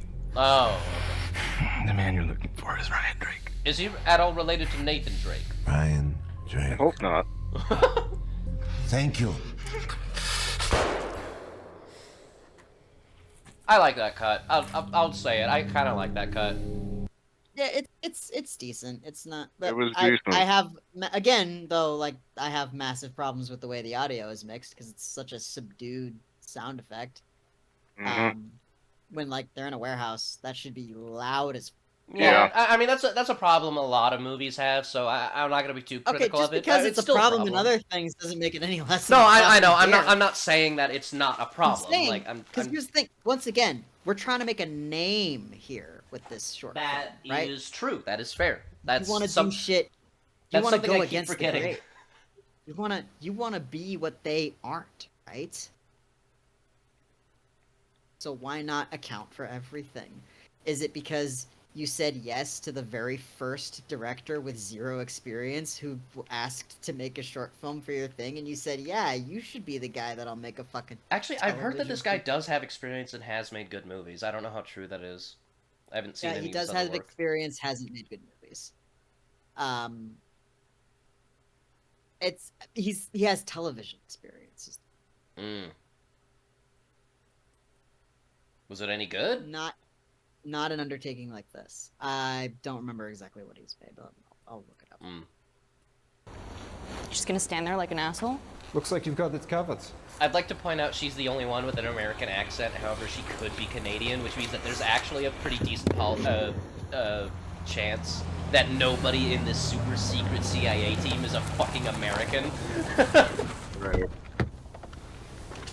Which, by the way, is not allowed. The CIA does not Do you hire know how much I non-Americans. love getting phone calls from you at 6 a.m.? No, they don't. You know? All right. So, the director of the film is Travis Grant. He has a little bit of experience as an editor and director of short films. Few of them. We have 5 Steps in 2022, The Stare Down in 2022, Vengeance Remains in 2019, Maybe Tomorrow in 2010. I have never seen any of these. They're probably okay. I don't know. But yeah, he's made short films. He's experienced in directing short films, a few of them. So do with that what you will. This is certainly the longest and biggest in scope project that he's ever done.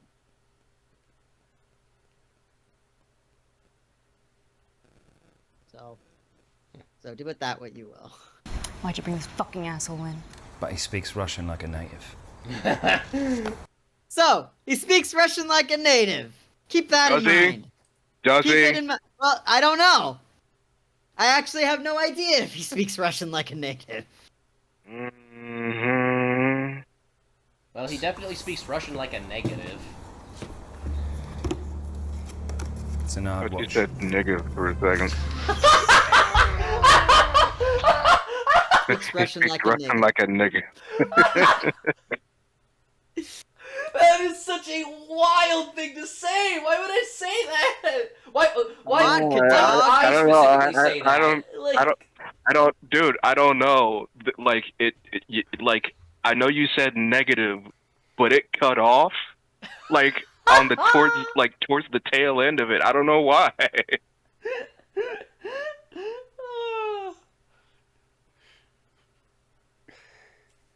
That's some negachin energy right there. That's Oh, Jesus Christ. That's John Hastings. Goddamn word. you sound so invested by that. The man you're looking for is Ryan Drake. You were foolish enough to send spies into my country. And as you can see, they have failed miserably. The price of American arrogance. That was a really clear picture on that laptop. I wonder if it was stitched in post. It looks better than the stitched in post that happened in the Resident Evil series on Netflix. I don't give a shit. We're not talking about that. Fair. Dude, that show's so fucking funny. It's so fucking bad. I know. Why do people Dude. defend it? I don't get it. Dude. There were people who defend Hey. it? Yes. Wait, what? I've seen it.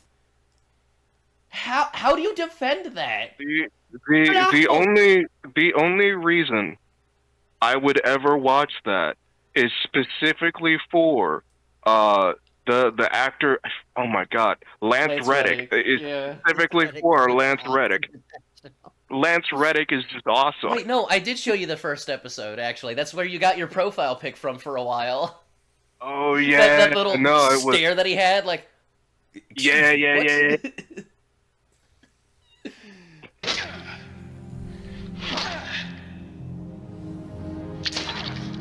It's a cheap shot, mate. Yeah, well, it worked, mate. You know one of these days I'm gonna stop taking it easy on you. Yeah, you just keep telling yourself that. Alright, he knows your name. Who the hell is this guy? The agency doesn't have anything on him. Hastings' team was tasked with retrieving this man. Why was the screen Ivan off? Fedorov. An agency asset investigating the new radical separatist Good group question. in Estonia. Estonia. Since when have the Baltic states harbored terrorists? Since they joined NATO. What? Pro-Russian factions have been agitating ever since the articles were signed. Wait, Till hang now, on, they're hang low on. level, Did he just ask? disorganized, not much of a threat. But Yeah, according to Fedorov, things did have changed. Did she just ask? You know you have pause control, right? If you need to stop and speak.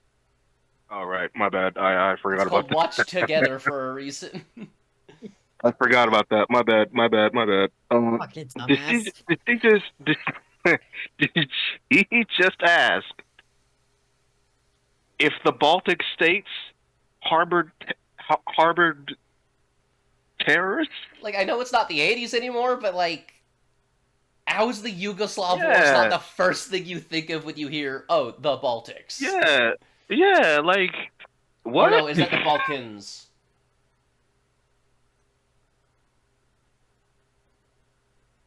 Hold on, Wait, which one's the fucking is it the Baltic? Hold on. Because the Baltic's up north, right? And the Balkans are the south? I think so. Let me look it up. Let me look it up. Yeah, no, the Balkans are down south. Okay, so that's a mistake on my part. Okay. Okay. Yeah, I was Okay, thinking yeah. of, Yugoslavia, which is, or formerly Yugoslavia, which is down south. The Baltic is up in the north. Okay, that's a mistake on my part. However, it's still Eastern Europe. Yeah, They're that's known still for Eastern things. Europe. So why not just kill him? Because they need to know how badly they've been compromised. Exactly. A drone strike would solve things pretty quickly. Dietrich, we can't just start dropping bombs on friendly countries. Never stopped us before. What about the local police or military? Actually, kinda did. Yeah. Just a little. Because during the Afghan war, we weren't allowed to touch Pakistan, even though Taliban was being harbored in Pakistan. Yeah. Like, that's one of the reasons they were such a threat, is because during the winter they would all just pack up and move to Pakistan for a few months. Look around you, Frost. Does this look like headquarters to you? I can't like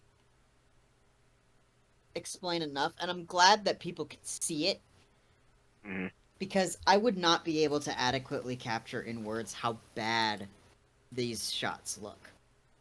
Like, the exposure is so fucking high. Like, are they in heaven? Yeah, There's also some really stark shadows for how exposed it is. it's unpleasant to Well, look at. that's because they're indoors. That, like, they're underneath the. I mean, even indoors, is this edited to look like that? Like, this is. Why is the outside brighter than the room that was clearly very, very bright? You cut out. I have no idea what you I said, why is this shot brighter than the room that was shown to be very, very fucking bright? Like, I feel like that warehouse would be brighter than this. Well, yes, the warehouse would be brighter than this, but remember that they color graded it to make it look edgy, and I'll get into that later. But like this just looks ugly. Like, it's just gross looking. This looks and sounds like a bullshit rush job. Oh, well. That's what I said. Yeah. That is blinding. That is blinding. You can barely even see dude's face. That is blinding. Bro's okay, I don't white like a wanna see Wendigo. Time we get over there, we're gonna lose nighttime cover. Just shut the fuck up. That's also what I said. Dan could have chosen half a dozen other teams for this mission. Unless, of course, he didn't choose us. You got your old war buddy to sign off on this? No music. No, none. Zero. Zilch. Nada. That couldn't. Don't. I mean, at don't least you it's a dare. better choice than what we had previously. Hastings was our friend. He didn't deserve to go out like that. Maybe you're a person that can live with it. You're a government agent. You don't have a fucking choice, dude. Like, you do worse shit all the time. It's your job. You're CIA. You're the dude to get inside that warehouse. You make I'm hard better off. decisions to keep people like out of what you do. You're doing worse than this. What are you up in arms about this for? Like, I mean, I get it. We got to establish the hero as, like, moral and all that. But the thing is, it's like, surely, wouldn't it have been better if he, like, went to HQ and says, hey, they've seized, like, the Russians have seized our asset, you know, we gotta go save Ivan, and, you know, and then the CIA is like, okay, good, we'll send in a team, and this guy's like, no, I want to go, you know, blah, blah, blah, because, like, I know this case, I worked with these people, I know their MO and all that stuff, so I could pick up where they left off, you know, I can pick up the trail and stuff, and then, like, that's, like, part of the conflict, and he's able to, like, convince headquarters, no, I'm not emotionally compromised, but then we see, as he's going through the operation, that yes, he is emotionally compromised. And that's, like, the arc for the little movie. Like, wouldn't that be, like, a little more... I don't think logistically is the word I'm looking for, but it's the one that's coming to mind. Wouldn't that make a little bit more sense? Would just be a little bit tighter? Not only that, we... Throughout the just poor choice that was the making of this, we see more than a little bit of people being compromised emotionally. Like, we see this with the dude currently on the screen, the main dude, the hero. We see this a little bit with Anya, and we see this with the German. Why are they doing this to begin with if they're that compromised? They should be taken out of this and let someone else handle this. Like, this is just a problem. Yeah, because there's no way the CIA is not going to pick up on this and be like, you went fucking AWOL because your fifis were hurt. And then, like, severely punish. Like, at best, he is going to have to be forced to take a vacation. Not only that, because you're also endangering potentially secrets if you get captured. You would be court-martialed for this. Oh, yeah. Like, the regular army is stricter about this shit than these people are passing off the fucking CIA as. Exactly. Which makes it all the more jarring that this is the route they went. Like, this would be a problem. Because not only are you potentially giving away secrets if you get captured, you're also potentially inciting what's the term? What's the term? International International. Yeah, you're also potentially inciting an international conflict. With a legitimate foreign power. Yeah, that's literally, like, the plot of Modern Warfare 2 kind of sucks ass if you think about it for more than a minute. But, like, that's literally what No Russian was the impetus of. Exactly. That was a failed CIA operation that led to World War III. Like, why do you think we're sending guns instead of people to Ukraine? Exactly. These people, these three specific people, would be court-martialed, tried, and jailed. This is a problem. If not outright executed for, you know, treason, depending on how harsh the CIA wants to push it. And not only that, depending on how bad the operation goes, they may just well be dead. Like, well, considering what happens in the fucking movie, they should be dead. But we'll get to that. Fuck out in one piece. Good Lord, this movie is Frost, I need everything you can dig up in the building. Blueprints, electrical layouts, it works. I'll do what I can. 2 hours is pushing it. Then we'll figure out the rest on the flight over. Get on it. No, you won't. Better hopes this isn't a trap. Why didn't you bring that up a second ago? Because he literally asked for, I need to know who this guy is. Oh, it's Ryan Drake. And it's like, oh, this is obviously a trap. He's baiting me. Yeah. Like, that would be my first fucking thought. Well, my first thought would probably be, oh, you're a fucking asshole, I want to kill you. And then as I'm getting ready to go kill him, it's like, oh, he wants me to go do that. He's ready for me. Like, he wouldn't have sent me this if he didn't know that. Wow, goddamn. Exactly. He's baiting you, which makes it all the more damning that you're doing this. Yeah, oh, man. Kind of dumb for a super secret spy, but, you know, maybe the rest of the movie will be good. Maybe it'll be like No Way Home, where like the character work is fucking fantastic. They just, you know, had to sacrifice one of the characters in the plot to do it. I doubt it. Yeah, spoilers, the answer is no. The only people dying today are those fuckers. All of them. Okay, I know this is like a nitpick and whatever, but like, isn't it... Like, was the delivery on the only people dying today are those fuckers kind of weird? Because, like, there wasn't enough emphasis on fuckers or on those. It just sounded like a normal sentence. Yeah. The guy playing Ryan Drake is not very good. I'm just gonna... Yeah. Like, no, there's he's some... Like, I wouldn't say that there's really any good actors in this. No offense. I know you were working for an idiot, but there's no small parts. Yeah. Only small actors. Yeah. Yeah, that's why the best actors are the ones that give pretty much every role their all. Like Christopher Lee said, you will always do terrible films. But you must never be terrible in them.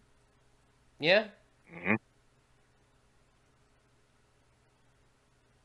Yeah, like, wouldn't it be better if he said, the only ones dying today are those fuckers, or you know, but those fuckers, you know, like, because like he's clearly enraged here, and that's. I want to point out that you cut out for a little bit, so all I heard was the only ones dying today are those ers. No. It happened The again. Discord call is making you racist. Yep. No, I can't be It racist. is. I use dark mode. That's a weird way to say you're dating someone. Yeah, it is. I was talking about Discord's dark mode, but, you know, thank you. Isn't Discord always on dark mode? No, there's a Discord light mode, actually. There's a light mode? Yeah. Gross! Yeah, I know! That's what I said! Who would use that? I There's also don't know! There's also a midnight mode, and it's interesting. I'll say that.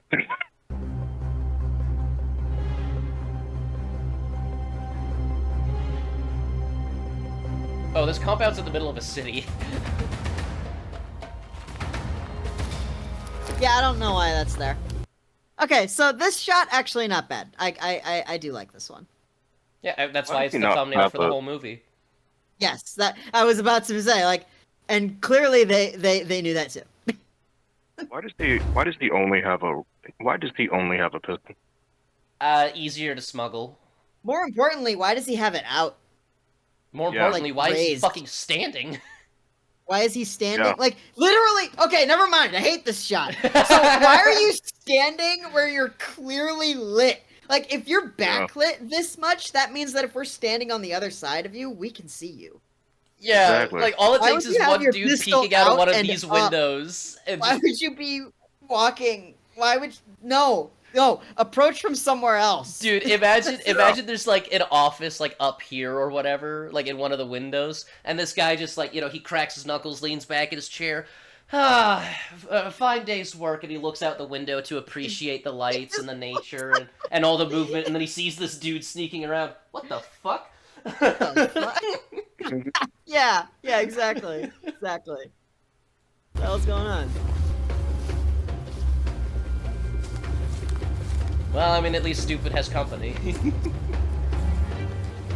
They say stupidity loves company. I really dislike the fact that they only have pistols. That this is like I think it's fine. That's Like- fine. That's fine. You don't want to go in loud in a mission like well, that. no, because you could pull a Ghost Recon and have a primary and a secondary. That's true. The way- Metal Gear with the Solid way- is cooler than Ghost Recon. So, Well, shut up. here's the thing. You could, but that is a lot harder to smuggle through, like, security and shit. And to, like, hide in a They're not- bag.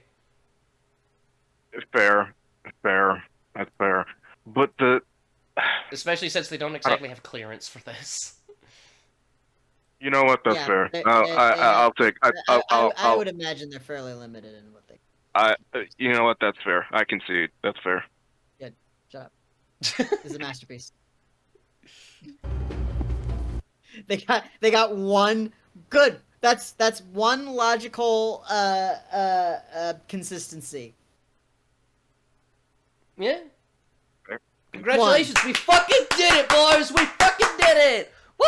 Film's good. We can stop watching it. I've decided this is an 8 out of 10. Only an 8? Well, yeah, I mean, the cinematography is still bullshit. Actually, never mind, it's fucking 4. Go lower. Nah, no, this doesn't deserve a 2. It's not that bad.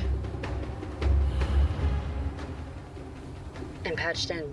Doesn't deserve a 5 either, so yeah, like 3, 4, something like that. Make it quick. I don't like doing numbered scores, so That's fair. That's fair. I only said that as a joke. I don't give a I shit. go You off still of a said it. strictly recommend or not recommend basis, and I do not recommend. Fair. Oh, see, that's proof that he's Russian. He's listening to hard bass. That's not actually hard bass. Yes, and he's listening to something that clearly started playing when this guy started walking up to the car and was not coming from the car. Like, his window was already down when he rolled up and we didn't hear the music coming from the inside. You'd think that you'd put, like, a muffled version of the track in there, but, you know, whatever. Rogar, stop! What have you done? It's not on purpose, trust me. What are you doing? No, what the fuck are you doing? It is not on purpose. I don't care what it is I don't care. No, I know it's not on purpose. What are you doing? I'm on mobile, unfortunately. Get off! I can't. You don't own a laptop? No. Oh. I can't right now. You tell Vitaly that Konstantin is here. Couldn't even bother to Google translate it into Russian. Better late than never, though. Russian like a This native. is a restricted area. Be on your way. I was told to come here and ask for Vitaly. Where is he? Also, the soldier's accent is You've like got more the wrong Georgian place. than Russian. He sounds like Bordeaux from the Bordeaux show. That's a good channel. You guys should check it out.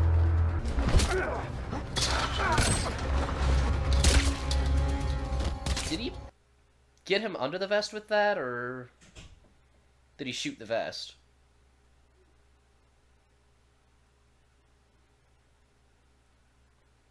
That was dumb. Because,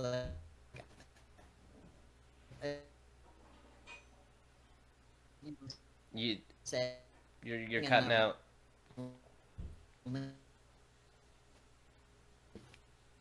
Little it's me.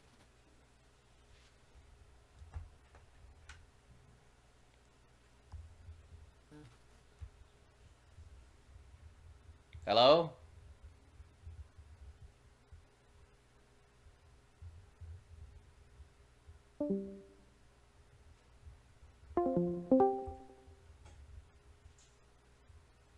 What just happened? What just happened? What is going on right now? Did we both just fall out of the fucking call? What happened? I think so. Hang on. You hear me, right? Yeah, I hear you. Okay, this is weird. I don't If we both fell out of the call at the same time, that is wild ass coincidence. Yeah, I might need to restart my phone. No, it wasn't you. It was on us. Well, no.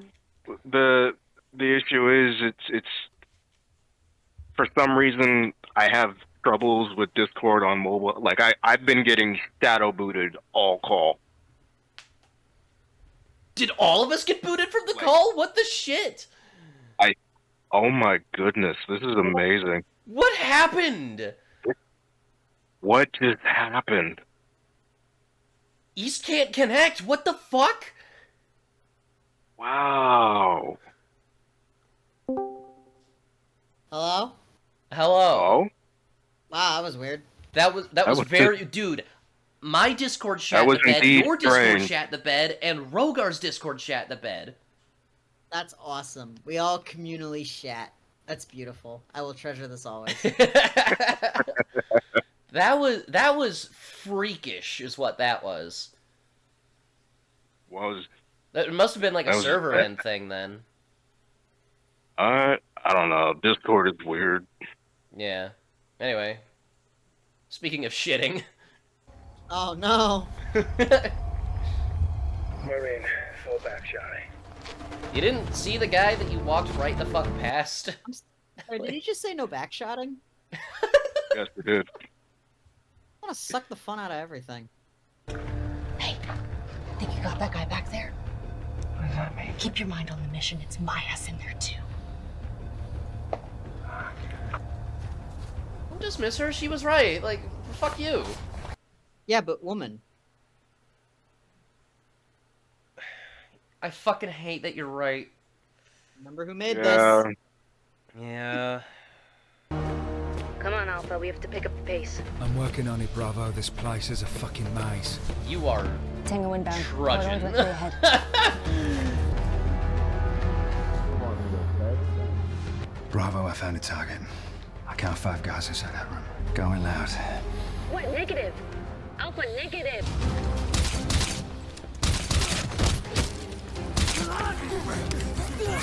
You didn't... What? You didn't see him?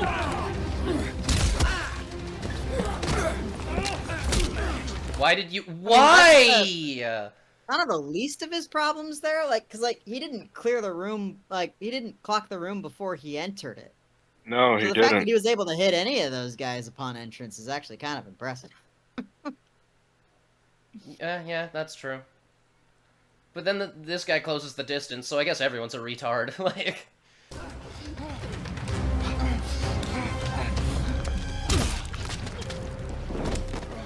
No attempt at negotiation? Nah. Remember, no Russian. No Russian in this movie. Not a lick of it. They were certainly Russian when they made it. Oh yeah. Team 2, sit rep. Why does everyone do that dramatic shit with the knife? There are rats in the building. Tell me something. Do you think you can handle that? Like, the reason I flick out a knife whenever I do something like that is because, like, I have to fold my knife out, and it's easier to just flick it out. It is. You know? But But that's with basically them, a fucking K-bar. You can just draw it, and it's fine. Hunter team, meet me in Yeah. the main corridor. Why did it work? Alpha, there may be a rogue element in play here. Oh my god, she said it! She said the thing! He Oh! said it. He said the thing. Oh, we can cut the movie now. Congratulations, did it. We can stop Fuck watching. yeah, hell yeah, let's go. I'm Stick to leaving. the plan. Get to second position. Yeah. I'm killing myself. I'm leaving the planet. Can I watch? It'd be more entertaining than this. I did not think Only if you don't overexpose the crap out of it. you'd come for me. Please. Well, so no nudity, got it. You're in the shit, big time. I can get you out, but only if you do exactly what I say. Understand? Yes. Good. Now, Amanda ambushed you Like he's yesterday. trying to sound like Killed Jason the retrieval Statham. team. Is he here? Yes, but why? Do not underestimate Did you just need to this say man. Jason He's Statham? highly trained and extremely dangerous. I did. Did I say Stamos? Yeah, you said Stamos. We lock the perimeter down. Oh God, I When apologize. we move against him, Don't apologize. But yeah, it's no, funny. full force. It's like he's trying to sound like Jason Statham, and it's not Russian great. intelligence.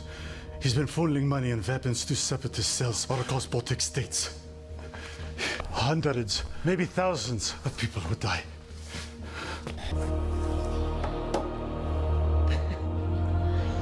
They just happened to have that open on that tab for some reason. Yeah. To make sure. What are you doing here, Ryan? You're getting sloppy, Ryan. I expected more from you. Do not get in my way. My family. My family. Okay, Vin Diesel, calm down. Yeah, so they're doing the whole terrorist organization tries I'll to make you a start deal. World War III by pitting You Russia get and me the to United this States man, against each other, and I'll it's find like your family. Black You Ops have my 2 word. did that better, Yeah, like way better. way better. Also, it was China and the United States because the writers of Black Ops 2 knew what the fuck was actually going Nazis, on. maybe. I don't believe in guns. Did you say I don't believe in You cancer? better start. No. Because the people in here do. He said, I don't Anything believe that in isn't me, guns. you point, you pull the trigger. I know what it is. You want a bit?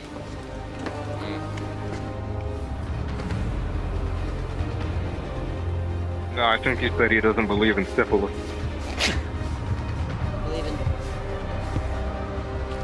I don't believe in Harvey Dent. Oh yeah, fun fact. Pick him out today.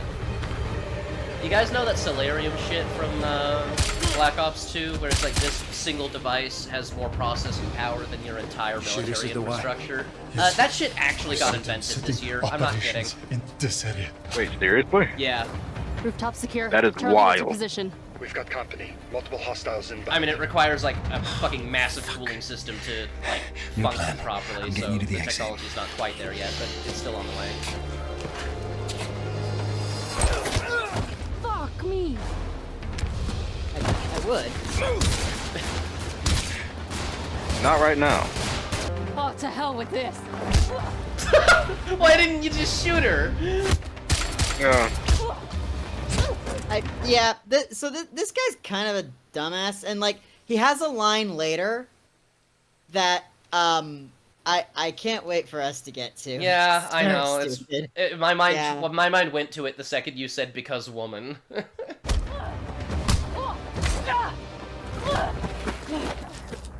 You know, I've met a lot of assholes in my life. I don't remember you. I say that every single time somebody is all like, "Oh, last time I saw you, you were like this big." Many powerful people in my country want you to answer for your crimes. Well, they can get in line. They already are. Yeah. Why do you think you got baited into this? Exactly. But then, You of course, fell like, this for it. place isn't set up like they were expecting it, so I guess they didn't bait him. Why? Oh, I guess she lost her gun? Yeah, he did. Yeah. He disarmed. Yeah, no, he disarmed her before. Yeah, that's right. So this is a cool looking location. This is the one that I think is all right. Mm-hmm.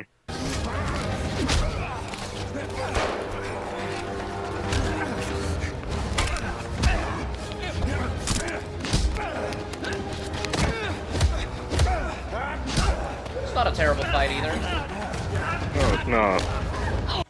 I don't.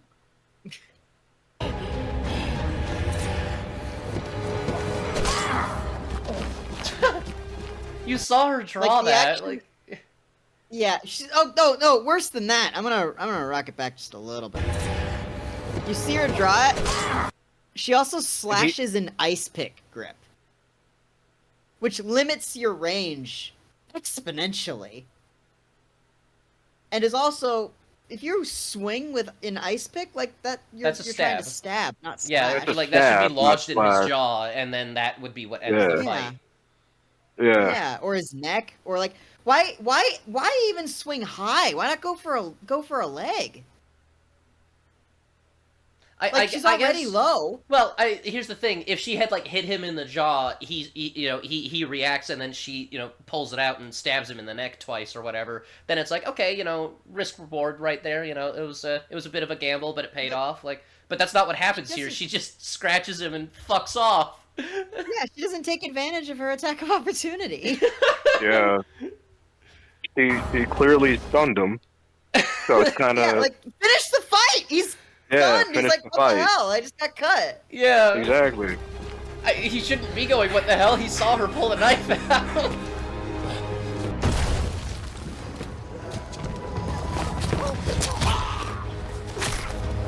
Did she just stab him through the vest, or am I high?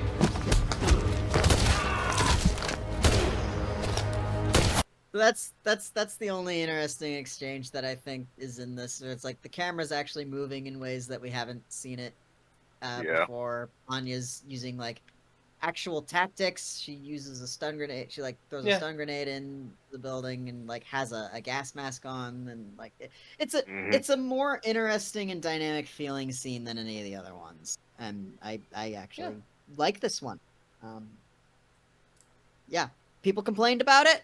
Or at least people complained about it as like, oh, the drinker put a scene with a girl boss in it. It's like, no, well, yeah, but there's good reasons. No, that's the other one that's coming up. Right. Okay, well, yeah, but like this one's cool. I like this one. Yeah, this one's good. This one's good. The other one, he could have lost. So I mention it because this is the scene that he addresses in his response to the criticism. Yeah. Backup teams, meet me at the north gate. Do not let them escape. I like how they got guns on him and everything, and then he's just sort of moseying out of the warehouse like nothing's wrong.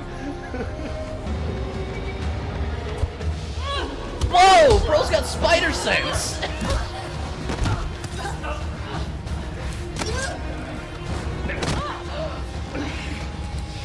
You know something? I'm not even trying. There it is. There it is. You don't have to say that out loud. You don't have to say it out loud, and also that's like, what's the point of like? Why would you not be trying? This is a person who's trying to kill you and your boss. Like, exactly. Why would you not be like? In any real scenario, he would be dead. He would have been dead. Like I'm not even. Yeah, like the only reason you're alive right now is because this bitch decided to do something really stupid with a knife. Exactly. Like this whole thing. Like barring the Red Room scene, like this was bad. Good lord. Yeah, the only excuse is that he likes the fighting, but it's like you can do that while still being efficient. Yeah, just haven't gotten enough time with this guy to really understand. Yeah, exactly. He's literally only saying that here so we know why he dies. Yeah, it's not a character trait. It's an excuse. Yeah, exactly. Out, shitbird. Stupid excuse. I feel nothing. Yeah. Sorry. Rooftop secure. What's your sit rep? Is it? You're all a bunch of goddamn amateurs. That's what I said to everyone that was on the set. Yeah. That's what I would have said if I were on this set. I was on the set. I couldn't stop them. I'm sorry. You weren't. Shut the fuck up. Just I know for a fact that if you were on this set, it would have come out worse. Wow! Dang. Damn! It's a bit of friendly ribbing between friends, you know. I think you skipped the ribs and went straight for the heart. God damn!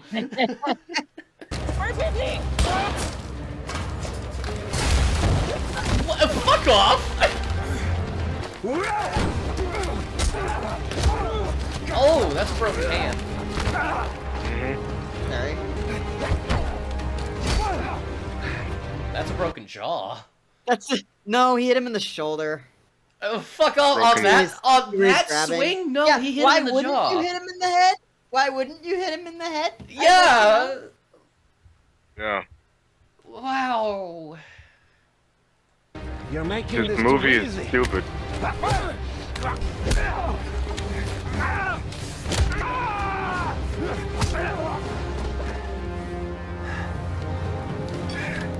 Did he hit him with a broken hand? Yeah, he did.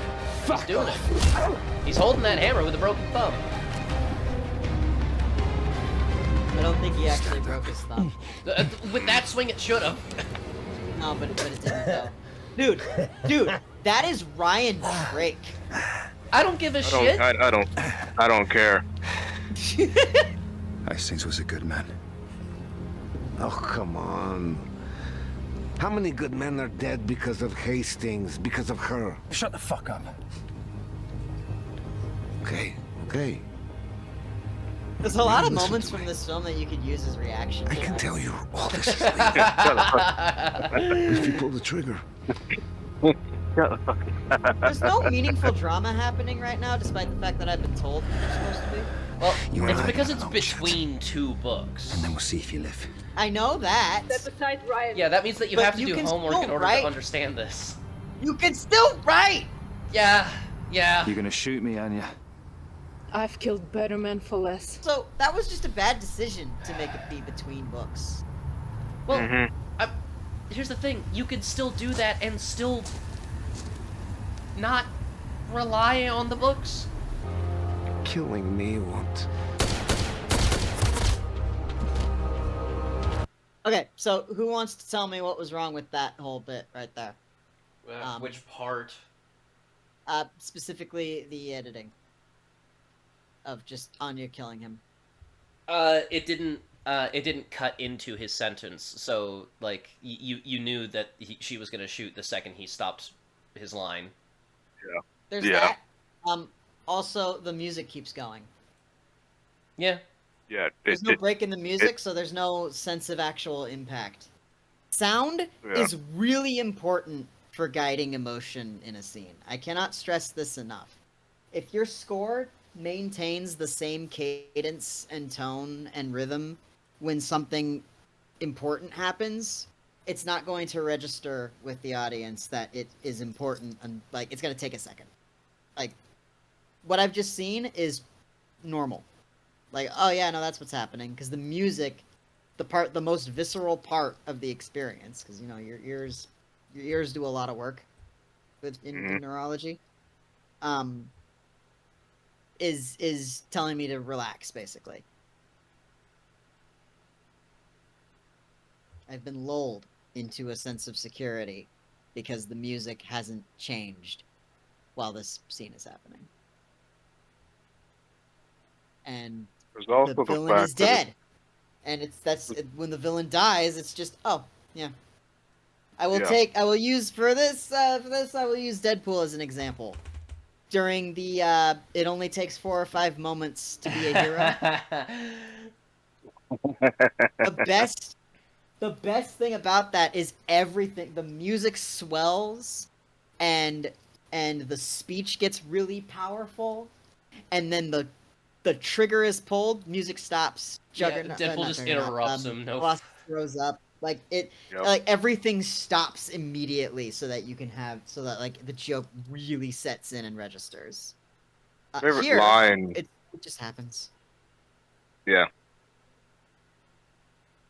Favorite line from that movie was, "I'm gonna rip you in half." And love that line for some. Like the delivery on it was just golden. Yeah, it's alright. I need to rewatch Deadpool. That's a good movie. It is. It's okay. It's better than this. It is.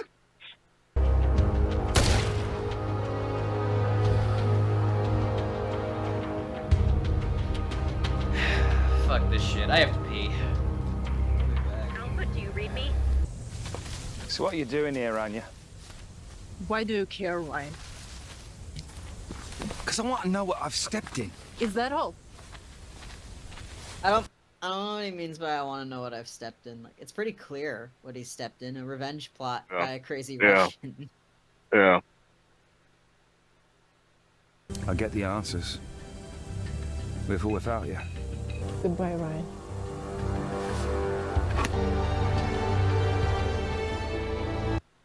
So, where's the big reveal of the information we already knew? Because the editing told us. Don't you feel like you figured it out? Or do you feel smart, or do you feel stupid? Because I feel like Critical Drinker thinks I'm stupid.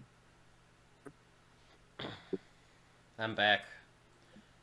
I'd ask what I missed, but I don't care. I'm posing the question of, do you think that Will Jordan thinks that you're smart or stupid? Based on the image you're looking at right now.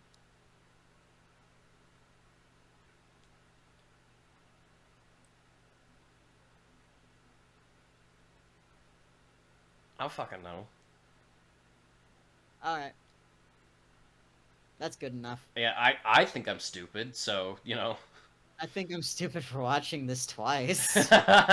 Yeah. This is technically my third time, and I'm still not gonna remember shit in 4 days. Maris, it's alright. I'm here to get you out. What the fuck? And then 7 minutes of credits.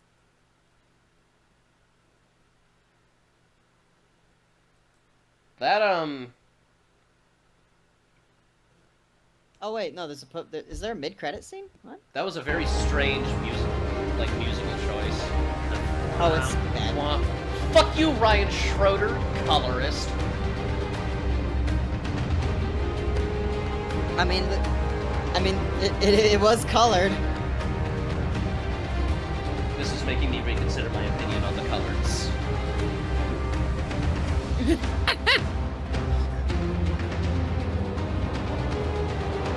Black guy, respond. I don't know if he's here. I think he's dead. I think he stayed true to his profile pic. He's dead.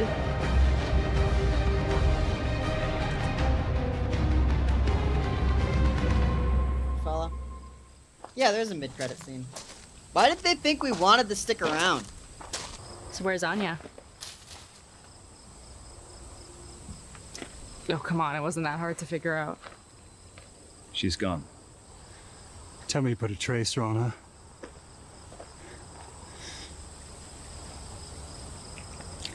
We're gonna have a talk on the way home.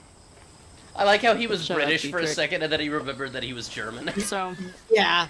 That was, what do you think she's planning next? No idea. Got a feeling we're about to find out. In the meantime, got a promise to keep.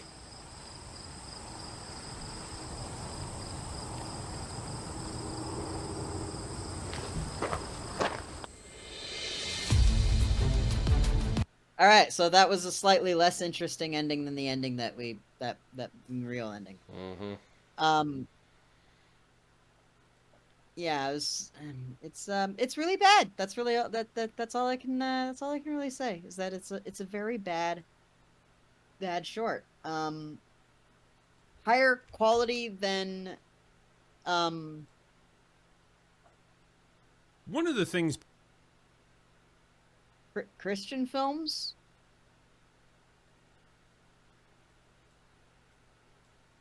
I feel like that's unfair to films that are like respectfully Christian, but I take your meaning like God's not dead. No.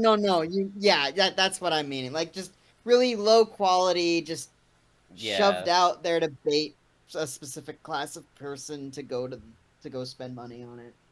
Most of them don't even make it into theaters. Yeah. The yeah, only real notable one that made it to theaters that, or at least that I'm aware of, would be fucking The Passion of the Christ, but that movie's arguably the worst one out of all of them. I mean, it's a quality production. Well, yeah, but like as a film and the message that it presents, even if unintentionally, is like actually, like, it may not be morally the worst, but it's kind of anti-Christian in a way. Well, judging what I know about the author, I'd say it's more anti-Jew, but we're off. Well, I mean, by intention it's anti-Jew, but it's also anti-Christian in that it's like, you know, look at how much Jesus suffered for you, and it's like I feel like there's some more important parts to the life and death of Jesus than how much physical pain he was in. Also, there was no way that much fucking blood was coming off of what was it, 12 lashes? With a cat of nine tails, they do 39. Either way, I've seen crime scenes with less blood than that one scene. Like, anyway, so that's Rogue Elements. And if a normal, reasonable person put this out and never talked about it again, then I'd be like, well, an attempt was made, sure. All right. Would you believe it though? That there's been a lot of criticism of this film Shocking. from detractors of The Critical Drinker and supporters of the Critical Drinker. Yeah, alike. yeah, believe it or not, even though I think Drinker has said a lot of stupid shit before this movie, I would have considered myself, maybe fan's not the right word, but, I liked a lot of the videos that he puts out. I still like his videos on occasion, but, this kind of recontextualized everything that he says and made it so much worse. I never liked him. I always found him pretty shallow. As have I.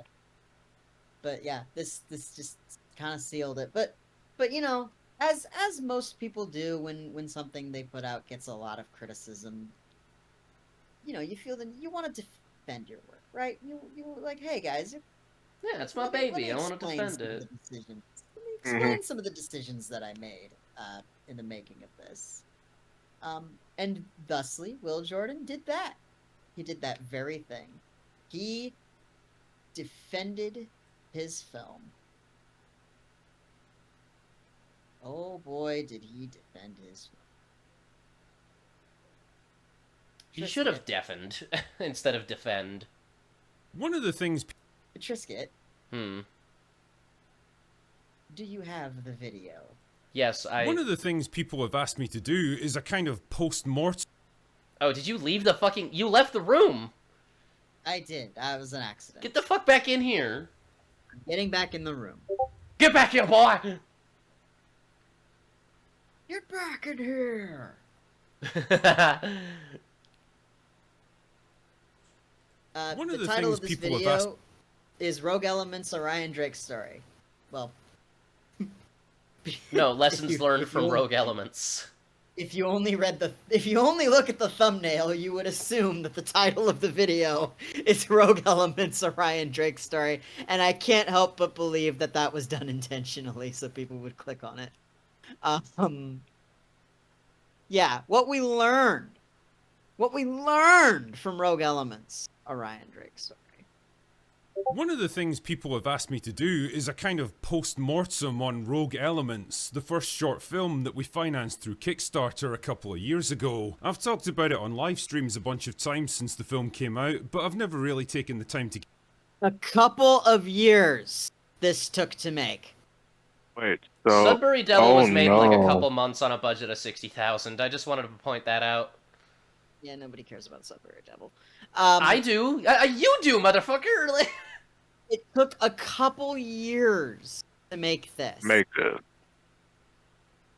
He took money for this and made people wait a couple years for a 42-minute short. Now, I would also like to point out that, like, if he clung to the original campaign promise, I probably wouldn't be that harsh on it. Do you guys remember what the original campaign promise was? It was a full feature-length film. Feature film. And because of the fact that he dialed it back and effectively reneged on his promise, that makes this even worse. Because it's one thing to have advertised a 42-minute short, right? And that's what this is, a 42-minute short. It's not a bad length, but you promised a full-on hour-and-a-half movie. Well, he never specified length, but he very clearly was he very clearly just said movie throughout. Yeah. He did not specify that it was a television proof of concept. So then, essentially a glorified training exercise. He got everybody in by using disingenuous phrasing. Not lying, but disingenuous phrasing. Half true. I think yeah. dishonest phrasing is a better word for it. Dishonest phrasing, sure. Well, that would be lying, but... Well, that's why I think he fucking lied. Well, either that or he doesn't know the difference between a short and a feature-length film. Well, because his thing, it's all movies, right? Mhm. Like, that would be his defense. Like, if I say movie, it means it's a moving picture. Yeah. But this is all semantics. Why are you, like, listen, judge me not by what I say, but by the content of my character, Will Jordan said, I think, sometime, maybe, in a private conversation that I wasn't there for. So let's take a look at the content of his character, shall we? Let us continue. To get my thoughts in some kind of order. What worked, what didn't, and what I'd do differently next time. So I don't think you understand what didn't work. Well, let him speak. He will explain. Let's do it right now. Shall we? First, the positives, because I think there are a lot of things that worked out really well with this movie. In terms of the look and feel, the cinema... Says the look and feel over the shot used for the thumbnail. The only visually appealing shot in the thing thus far, and doesn't fucking function when you think about it for a second. Mm-hmm. Must be a Ryan Johnson Like, film. He edited it he edited this very deliberately. Like, look how good this shot is, you guys. The look and feel is so good. It's like, yeah, but why is this shot happening, though? Cinematography, the fight sequences, and the sheer level of professionalism, work ethic, and commitment of everyone involved. I'm super proud of what we accomplished with Rogue Elements. I cannot speak to the work ethic because I wasn't there, but I'm assuming everybody... I will give them the benefit of the doubt and assume that everybody was showing up on time and giving it their all to make this. Whether or not they're... Like, clearly we know that their all was not enough. But, you know, the best within their abilities or their scope of knowledge, then, yeah, sure, I'm willing to accept that there was a genuine effort put forth by everyone involved. Again, I wasn't there. I can't... But I can see with final product, and the final product shows me that they just weren't good enough, at the very least. This was not an easy film to make by any stretch, and although we were lucky to have some serious industry pros on board, for a lot of us this was our first real experience working on a project of this scale. It was definitely a learning experience, sometimes a harsh one, but it was absolutely worthwhile. The support that we got from the backers and the steady stream of updates, interviews, live streams, and behind the scenes insights we were able to give them were absolutely top tier, and I've got no regrets about how any of that stuff was managed. Anyway, that's enough sucking my own dick. Let's talk about the... Wow, that's the only positives you have to say? Okay. Jeez. It looks nice. Everybody worked hard. And we did interviews. I would like to point out that we did interviews. I feel like I could go into more positives than that. Well, let's not play. Yeah, I don't want to. Let's not play that game. Like, we're just looking at what he says. Right? Lessons that I learned from this film. 1. Making movies is expensive. And I don't mean Electric State kind of expensive, where you spend $320 million to make something that looks like a direct-to-video sci-fi movie. I mean, making films at any vaguely professional level costs way more than you could imagine. We ended up with £270,000 from the Kickstarter after all the various fees and taxes were deducted, which meant we could afford to hire professional actors and crew. Great stuff, but the thing is, the moment you cross that invisible line from a fun little amateur project into an actual legit production, the costs and the red tape and the complications skyrocket. Now you have to deal with actors unions and agents and crew unions and health and safety and tax regulations and a million other things that you don't even need to remotely care about when you're just filming a movie with your buddies. Now... So, who wants to tell me what the issue is here? Well, I mean, it seems like one of those things that's like, you know, you don't really think about it, but then you encounter it, and it's like, well, okay, yeah, no shit. You know, because these are supposed to be professionals in their field, so their jobs should be trying to cover their asses. At least in part. Yes. The other thing that I would humbly mention, though, is that, yeah, but you can make a movie like this with just your friends. Yeah. Like, People you do can it all the find, time. like, There are a you lot can of find people that you can pay to rig up. Like, it's not like they were building sets. Like, they just used locations that were already there. Like, you can shoot Right. something like this guerrilla style. You don't need to get, like, approval and work with unions, especially. Like, that's not necessary at all. Like, yeah. you can There throw are together a project just with what you've got and what you're able to cobble together that looks and feels just as professional as anything else. The Battle of Algiers was made for $150,000. Like, you can do a lot with a little if you understand what you're doing. And the fact that he's leaning on the excuse of, well, we had to pay for a lot of stuff, doesn't necessarily mean like, oh, well, that's the only option that we had. But it is indicative of just a relatively shallow scope of knowledge about how to make something like this. Like, there's always an easier way. There's always a more efficient way. And there's certainly always a cheaper way that can net you the result that you're looking for. You don't have to blame how expensive everything is as for your shortcomings. Adding on to that, there are multiple short films where it's just fight choreography, and I have a couple that I really like. They're done in a way. Not only that, they're edited in a way that makes sense to the bit, but like it's proof that you don't need. Like, the money bit is just a poor excuse. That is a very poor excuse for this, and it's really telling about the not only it's kind of telling how little faith you had in this project. Oh, I think he had plenty of faith in it. He just relied on the wrong kinds of powers that were at his disposal.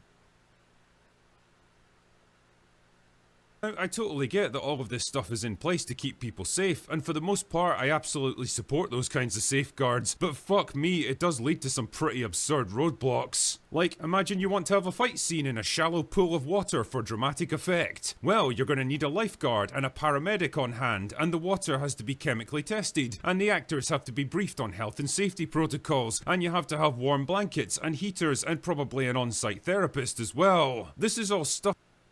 Hey, remember that time that he made fun of the actress playing Galadriel for needing a therapist on set for doing fight scenes in Rings of Power? No, but I do remember him making fun of people, making fun of the whole, like, intimacy coordinator thing. Yeah, the intimacy coordinator thing is a funny little conundrum to me, because, like, I support because it. there's no like, scene it's that basically just a choreographer for sex. Like, what's the issue there? Well, it's also, there's no nude scenes or anything even remotely sexual in that show. And, like, that's like a position that exists in several movies, but they've never, like, advertised or virtue signaled about it. Wait, like, this is the first thing that I'm aware of that ever did that. Coordinators on Rings of Power? Yeah. Oh, I didn't know that. Why do they have that? Yeah, I don't know. What do you need that for? There's nothing sexual in the Rings of Power, so why the fuck do they have an intimacy coordinator? First of all, There's a scene second, where people get really close. That was it. Wait, that's included in that role? I don't know. I've never used one. I mean, if I guess... It's a relatively new position. Well, sure, and one that I think I'm glad exists in Hollywood. Like, there's some creeps out there, you know, that would take advantage of that position not being there. Yeah, like I especially said, in Hollywood. I but understand the purpose of it, and I don't like. Yep. Yeah, no, I'm not gonna be one of those people who's like intimacy coordinator. Ugh. Back in Well- my day, we just fucked right in front of the camera. yeah, but it's also weird because not only is there seemingly no need for that position, that's not a position that needs to be advertised like at all. No, like there's no reason to be like, hey guys, did you know that we have a sex choreographer working on this show? Yeah, like maybe we're just fundamentally Violence, I mean- misunderstanding what that means, but it's still strange to like virtue signal about it. But no, but Drinker did mention in a Rings of Power video that it's stupid that the actress playing Galadriel had to consult a therapist after filming fight scenes. Wait, Here huh? he is saying, you have to hire them. You have to have... Did you guys... Listen, you have to spend money on having an on-site therapist for your actors for filming emotionally intense scenes. It's like, yeah. Did you know that is actually a thing? Because some actors, when they get into their role, they go to a place that they need to get help coming back out of. It's just part of the method. Yeah, see, like the thing is, Daniel Day-Lewis had one. We never criticized him for it. the thing is, I would assume for the sake of good faith, it's like he thought it was kind of silly at first, but then like actually having to work with it, it's like, oh, like either he thinks you have to do it, or now that he's actually worked with it, he understands why it exists. However, this movie and his response to the criticisms of it has not led me to believe that he deserves such good faith. I mean, I hope he does. I hope that's the case, but...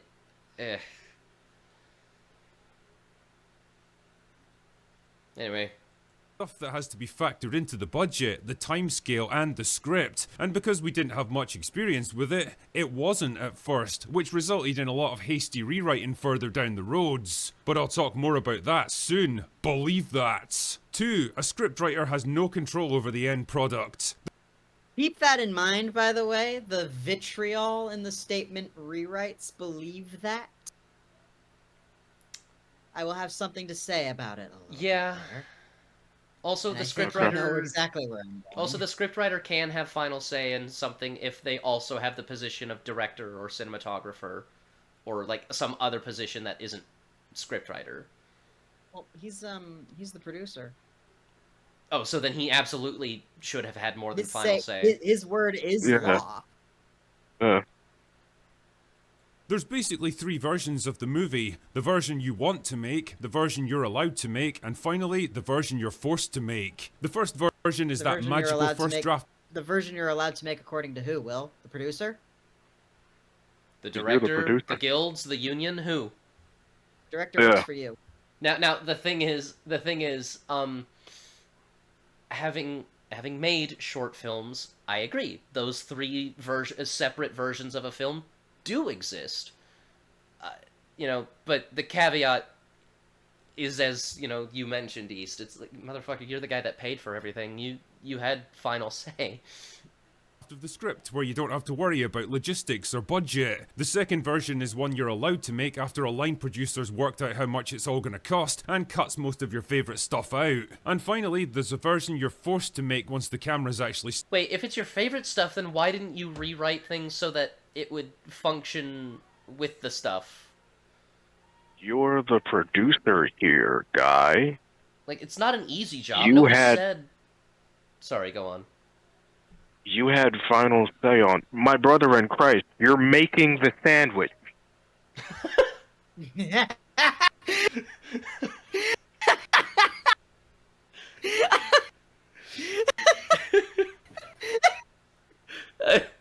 was pretty good. Will, it's your fucking sandwich, bro! Exactly. Like what? Oh, I love that. Yeah. Goes into Subway, eat fresh, makes the sandwich, doesn't like how it came. What? Like, yes, filmmaking is hard. It's why I don't do it very often. I only want to make something if it's material that I really connect with and feel like I can fully express myself through. I don't think for a second that this 3 versions of a movie thing exists. I think you can make whatever the fuck you want. You're only limited by the rules you impose on yourself. If you're having to go through unions and all this bullshit, well, that's your own damn fault, okay? Mm-hmm. You can make whatever you want to make. You think Jodorowsky ever for a minute made the movie that he had to make? No. Alright? We've all seen The Holy Mountain. He didn't fucking care.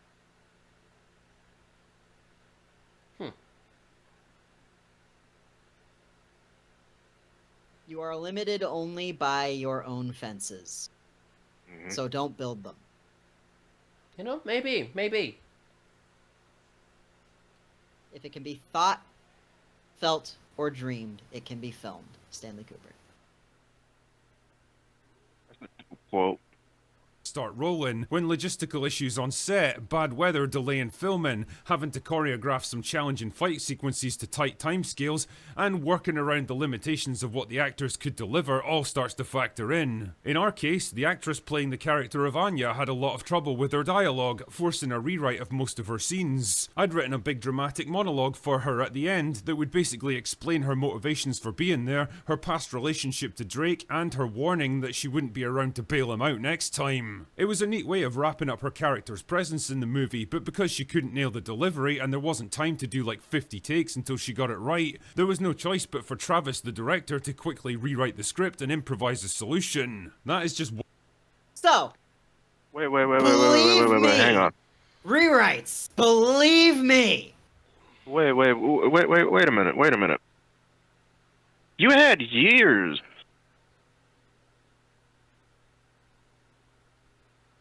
You had what? That's not the important thing here. The important thing to note is that he is 100% blaming a unilateral decision on an actress in a public video in which he is defending his film. His own choice to rewrite the script. Travis's choice to rewrite the script, which if he's the producer, then he has final say on whether or not that happens. So, yeah, basically his own choice, or his own allowance, rather. My brother. Never do this. Never, ever, ever do this. All right. There is a way to say that dialogue, like when this happens, like even if it is like the fault of a performer that dialogue's not coming together properly, you don't say this. You don't throw somebody on your crew under the bus like that ever. I wouldn't do it, and I'm an asshole. You say, well, certain elements of dialogue just weren't coming together properly on set, so we had to improvise. So we had to do something differently. That's all you say. You don't mention anyone specifically. You don't say what the problem is if it makes anybody but you look bad. If you are the producer, you are the leader. And what is the first rule of leadership? Take accountability. Don't throw anybody under the bus. Take accountability. Guys, it's from fucking Bug's Life. Come on. I haven't seen that movie in ages, man. I haven't. Same. Everything is your fault. Oh, yeah, no, you're right.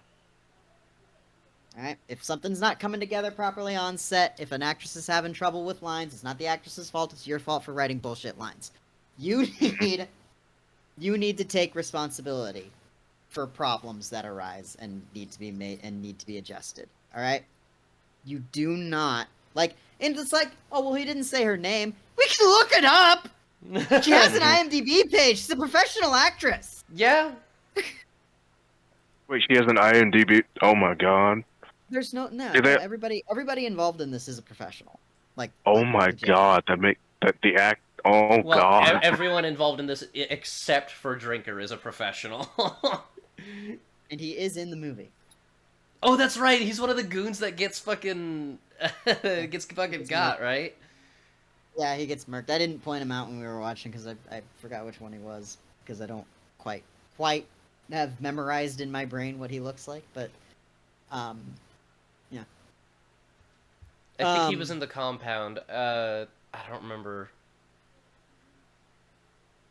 Yeah, I'd have to go through the movie again. I'm not doing that. The point is that the earlier frustration with the line, we had to do rewrites, believe me, and then the only one that you mentioned specifically is one that you just had to do because this one actress was just doing so bad with her lines, and there just wasn't time to do more takes. First of all, do you know why they call him 52 Fincher? No. No. David Fincher will have his actors run through lines like 30 times before he ever even starts rolling the camera.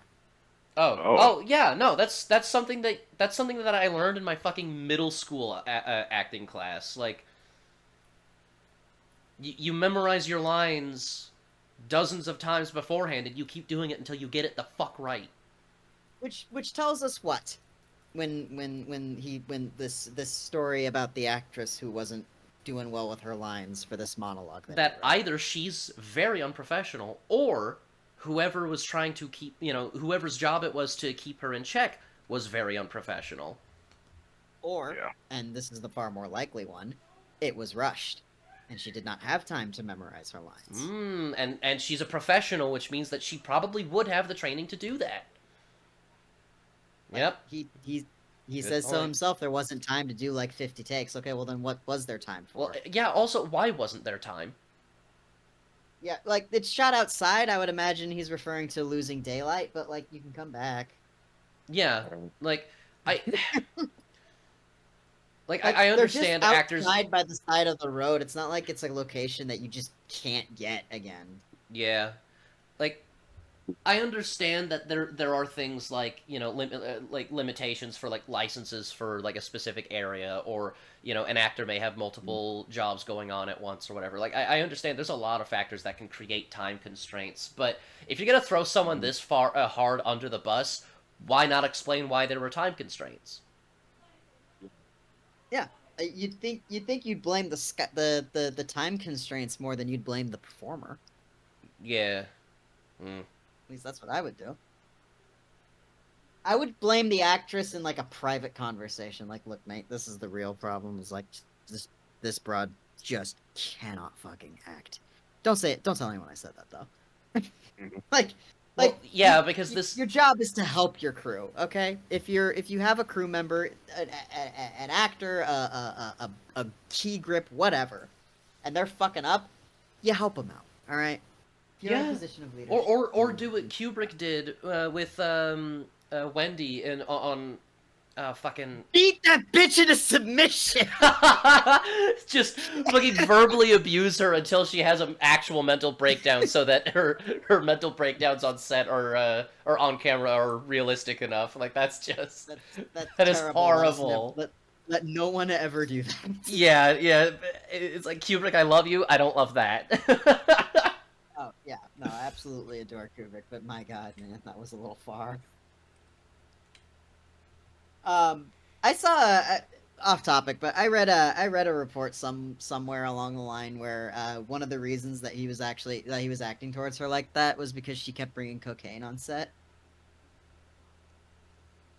Is that fucking true? I don't know. I have no way of verifying it, but it's something that I saw. Where like Kubrick had a rule about no drugs on set because it was the 70s and 80s. Everybody was constantly doing cocaine, right? But he had a rule about never on set, and apparently she just wasn't abiding by that. I have no way of verifying this, but if true, that's fucking hilarious. Yeah, that is.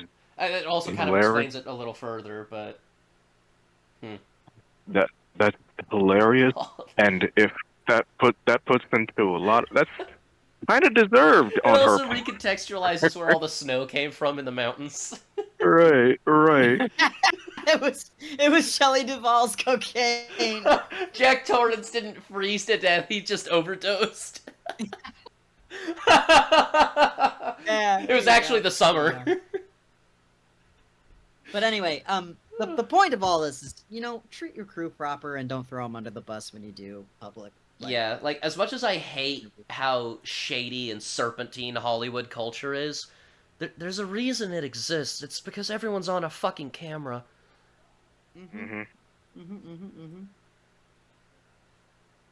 even off camera, if we're in like a public setting, I'm in charge, and you screw up, I'm gonna, like, sure, behind the scenes, I'll get on you about it, but I'm not gonna like publicly shame you. That's just stupid.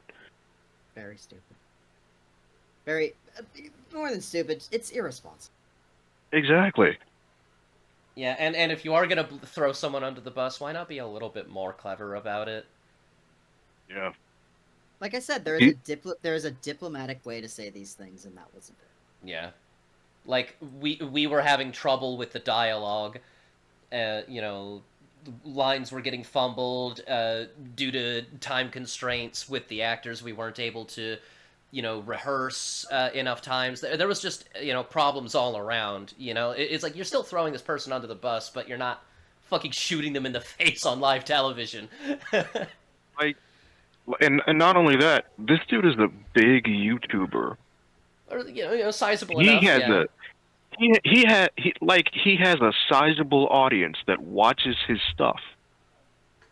The fact that he's outright throwing his which person was it?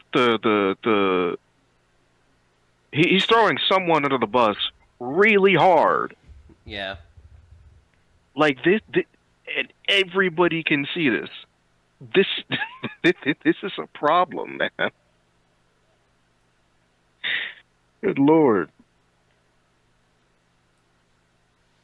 One example of the many things that you absolutely can't control or predict. 3. We wrote the script all wrong. See, when we first came up with... No kidding! The idea of rogue elements, we imagined a tiny budget of just £20,000, which might seem like a lot of... Okay, I'd like to point out, like, Sudbury Devil has like 10 people in it in the woods, and that cost like $60,000, and they thought they could make a spy thriller for $30,000. Right. That is fucking insane. You can. I'm sure you can, but it's like, wow, that is a hurdle to overcome. I mean, you can do it for heck. You can do it for free. Can. Yeah, you could actually, down. you could do an actual spy thriller. Just have like the camera, have a guy open up his laptop and just like, you know, scanning it or whatever, and then have like some like overlays or whatever, like digital overlays, so that if you ever need to show what the character's looking at, and so he's like, you know, like going into chat rooms and scanning cameras and stuff and doing like actual fucking spy work, you know, and the whole movie's in like one room because it's a guy doing a desk job as a spy. I have a show for you to watch, Trisket. It's called Mr. Robot. Okay. I've been wanting to watch that. Is it any good? I've really been wanting to watch it. It's my favorite live-action television show. Really? Ooh. Okay. Well, second, All right. I guess. Because Breaking Bad is so top, but yeah. It's, Yeah, no, Breaking Bad it's wonderful. yeah, it's Mr. Robot's fucking phenomenal. Oh wait, wasn't there also... Anyway, back to this. Yeah, let's get back on topic. Let's not stray too far. On the surface, but trust me, it isn't when you're trying to make a film. Anyway, we came up with a very basic script along those lines. Ryan Drake has to sneak into a building of some sort, take out a few guards along the way to rescue his target, and eventually runs into Anya, who also happens to be there for reasons of her own. It was a simple but... They should have just done that. Yeah, that's also exactly what we got. Like, he said their budget was what, £260,000? I think he said something like they were aiming for £20,000. But yeah, but he mentions in this video what. I think he said it was like £760. I'm not, or 760,000. There's no way it is that close to $1 million. Yeah, no way is that close. I mean, we could go back and check. I can also just pull up the IMDb. That's true. Yeah. It'll say there. But the point is that, like, if you have a simple idea, just use it for that simple idea. And if you have money left over, reinvest it to make your next simple idea. Yeah, you could give it back to some lucky fan, or you could put it in your pocket, or you can spend it on your next project, or, you know, donate it to charity. There's a million things you could do with it. Yeah, you can, yeah. 300,000, not 760. £303,339 was the total backing. Yeah. Supported by 5,212 backers who wasted their money. Yeah, that is still well over 10 times the original amount that they had envisioned. Well over, Mhm. yes. Well over. But, like, yeah, like, just because you, like, I get it. It's a rookie mistake, and that's okay, because he is a rookie. Yeah. But it's the where, like, you're like, here's my very, very small scale idea. I need a little bit of money to get it to work. Here's what I can conservatively, like, set as a goal for myself. Oh, I got a lot more than that. Well, then I should do more. Yeah, no. Like, well, no, it's... no. Just use it to make the thing work better. Mm-hmm. And actually, straight up, that is the exact same fucking problem that Disney Marvel has been having for the last, since Endgame, actually. And he did the exact same thing, and then he wonders why people are levying the same criticisms at this as they do at Disney Marvel. Is they're stretching themselves too thin because, because they have all this money because they keep making money, and so then it's like, we're gonna go bigger and better, and then they wonder, where'd all the money go? Why don't people love us? Mm-hmm. Just keep setting those unreasonable goals for yourself. Maybe you should learn from the criticisms that you have levied at others. Wild thought. No. Mm-hmm. Become worse. But effective way of bringing together the two main characters from the books with a little bit of action and a hint of the intrigue and mystery that's one of the hallmarks of the series. And the whole thing was designed... So just do that. Just make it a glorified trailer for your book series. Nobody would blame you for that. Yeah. To be wrapped up in about 15 minutes. That's great and all, but once we realised we now had like 10 times the budget we'd originally asked for, it was pretty obvious that a simple 15-minute short wasn't going to cut it. No, that would cut it, actually. It's obvious only to you. Like I said, and he clearly wants to make other shorts. Like, he's even said as much. He has people working on other stuff right now. He's got Mahler writing something for him. Like, yeah, you could have just taken the money that you made, use as much of it as you can to make your little 15-minute raid-style short film, and make it as cool as you can with what you're able to spend on it. And then anything you have left, you just reinvest it into your other projects. Bing, bang, boom. Isn't that literally how all the big studios that aren't Disney do it? This is how production works. Yeah. This is how how do you think Warner Brothers got as big as they are? Studios will do it on purpose with with how the release schedule works. Like, you know what a buffer is? I could take some hints and figure it out probably. A buffer movie is a very smaller budgeted project that has a couple of recognizable mid-level faces in it, like a Glenn Powell or a Sydney Sweeney. Yes, I am intentionally referencing anyone but you.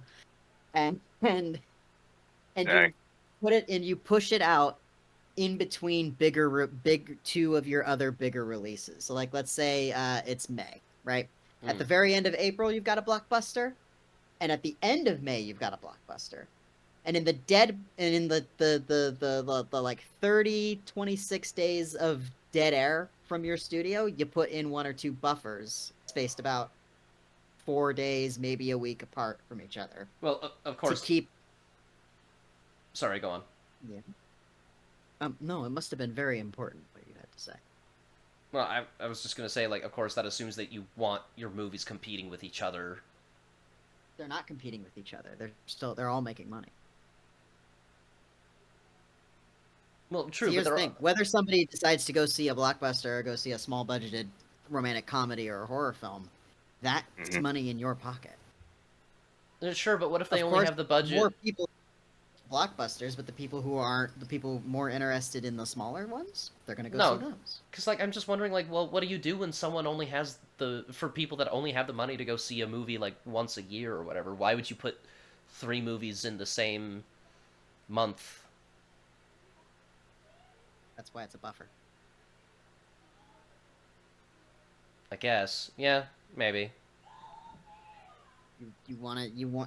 It's not like flooding the market with your own shit, and it's not splitting people's attention.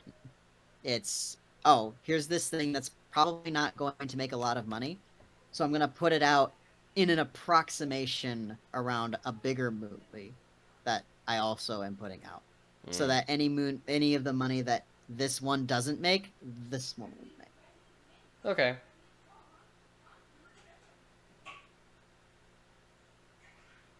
A lot of times, movies are basically made to just sell to television studios.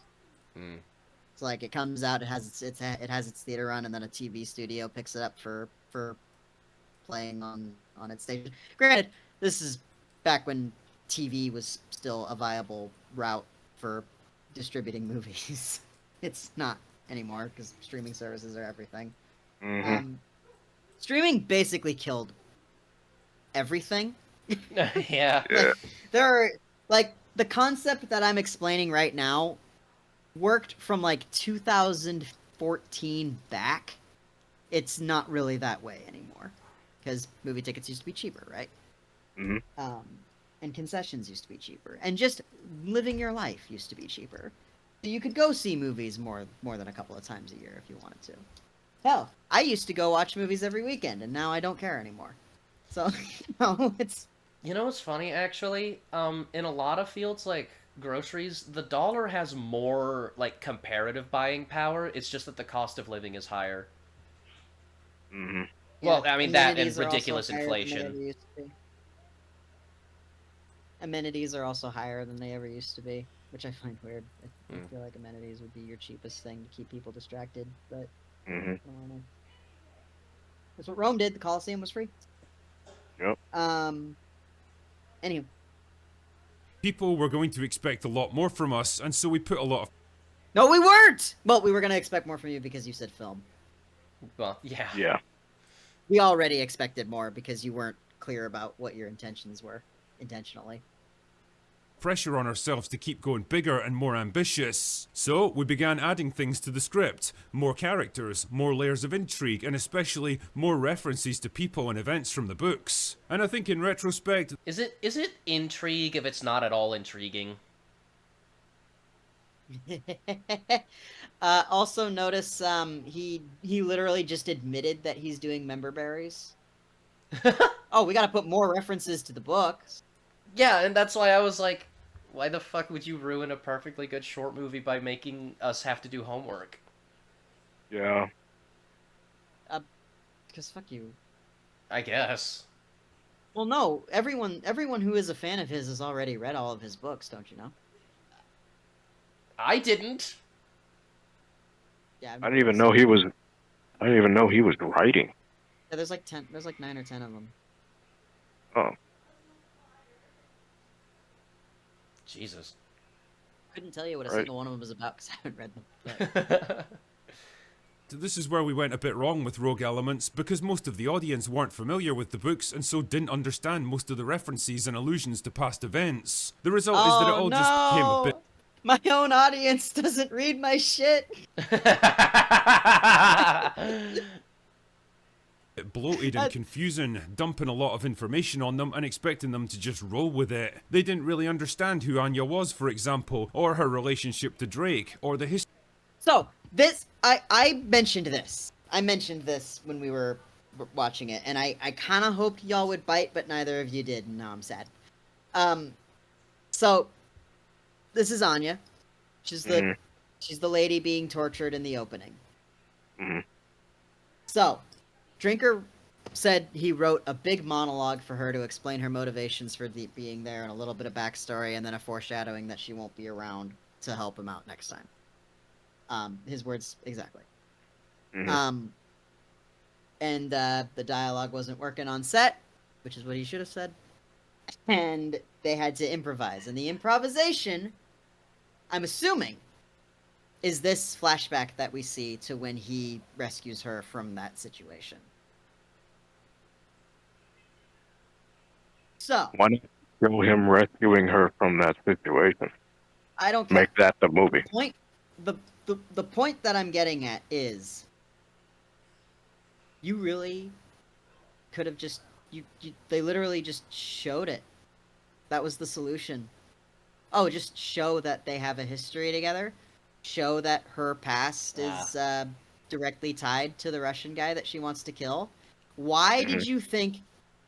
Why was your first option for a film the visual medium?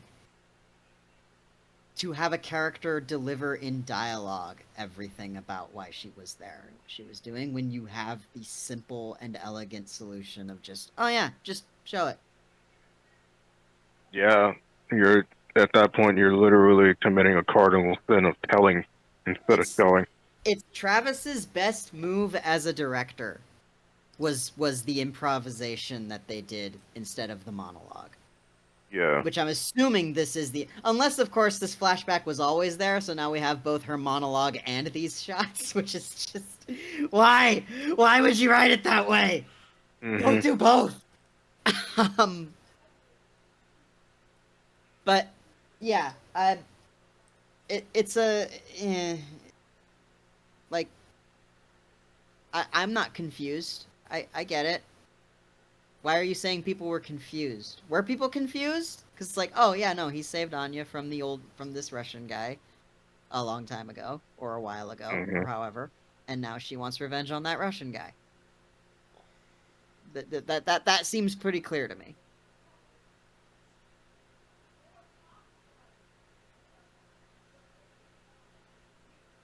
Thoughts?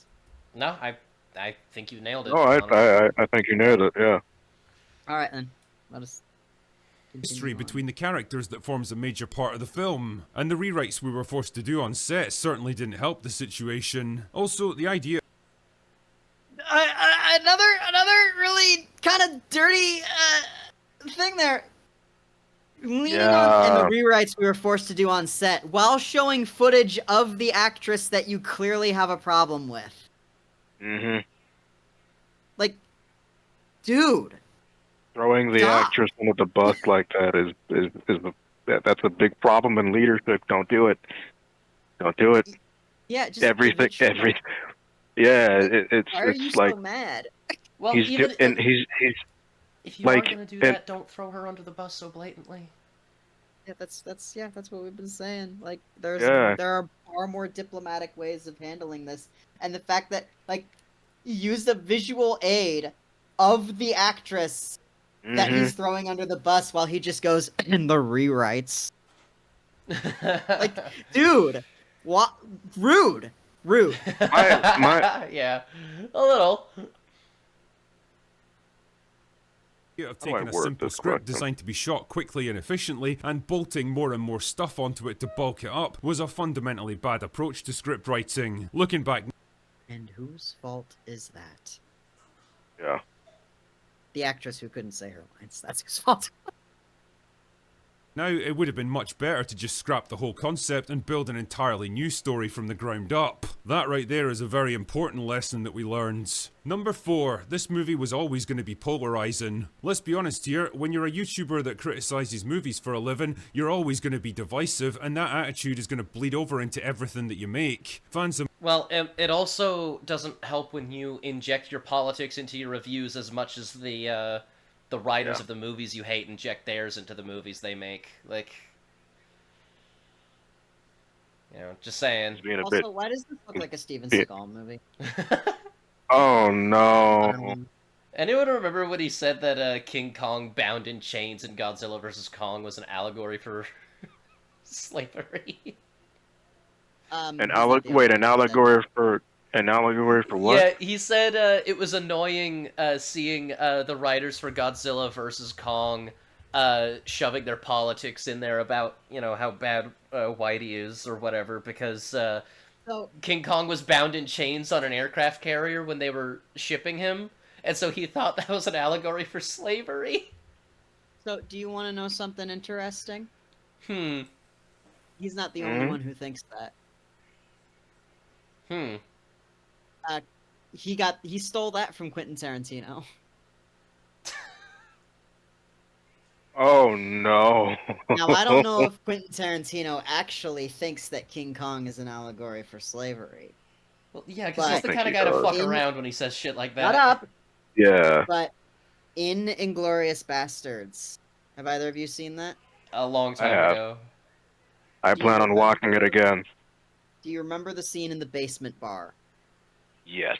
Yeah, Do you somewhat. remember the charades game that they play where they have a famous person or character written on a card that's on their forehead, and they have to ask the people around them questions to try and guess whose name is what? Oh, it's coming back to me. Nazi officer has King Kong written on his card, and he guesses, was I regarded as a king where I came from? Did I come from an exotic land? Was I brought to America in chains? And the answer to all of these is yes. And he's all like, I am the story of a Negro in America. And they say no. And then he angrily takes the card off his forehead and goes, then I'm King Kong.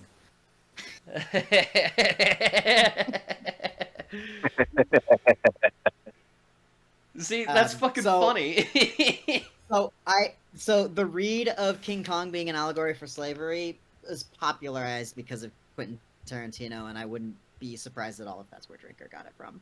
Well, see, the thing is, like, parroting a joke that Tarantino made. Yeah, that's so obviously a joke.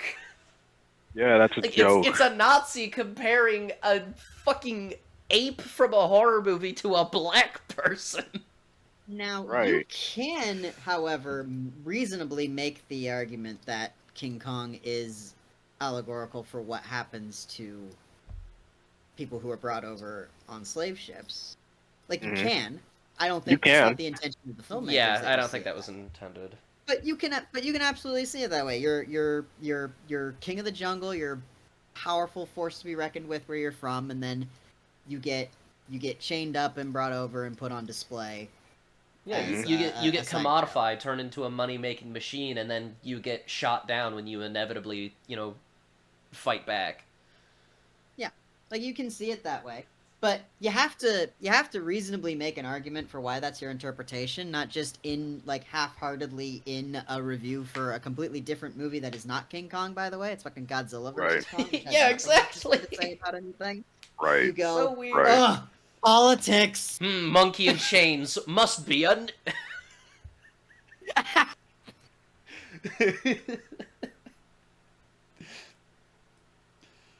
Ugh. All's I'm saying. All's I'm saying. I'll be quick about this, but on a related note, watch Sinners. It actually does that allegory really wonderfully, and it doesn't just go, oh yeah, this is the black experience. No, it acknowledges that this is an experience that many people have gone through. Dude, I've been wanting to watch Sinners for the longest time. I oh like my it. god. I like it a lot. I wouldn't consider it a great movie plot-wise, but I would recommend it as a film, especially if you're a fan of music. I am a fan of music. Jazz, blues. Then you would piss your love pants with this movie. I love it. Okay, good. Yeah, when it's out on digital, I'll pick it up and probably show it on like a Saturday or see if East is willing to host it or something. Yeah, I'd consider it.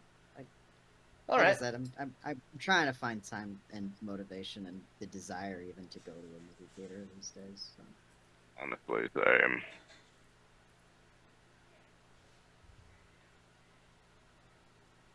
But yeah, I will watch it eventually. Hell yeah. On my channel, fans of my channel were probably going to be more forgiving towards a film like this and root for it to succeed, whereas people who just hate me and want to see me fail at everything were always going to find reasons to shit on Rogue Elements no matter how good or bad it was. Yeah, Well, sure. I'm not a fan of you, and I don't necessarily want to see you fail at everything until after I saw this. Yeah. I don't I don't have anything against you. I just no. How do I word it?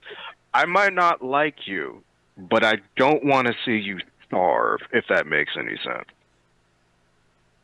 Oh, like, no, that's what the normal empathetic person thinks. You're fine. I like how East just sort of like implies there that he's not that at all. I Friggin- said it. Friggin' psychopath. Hey, be nice to me.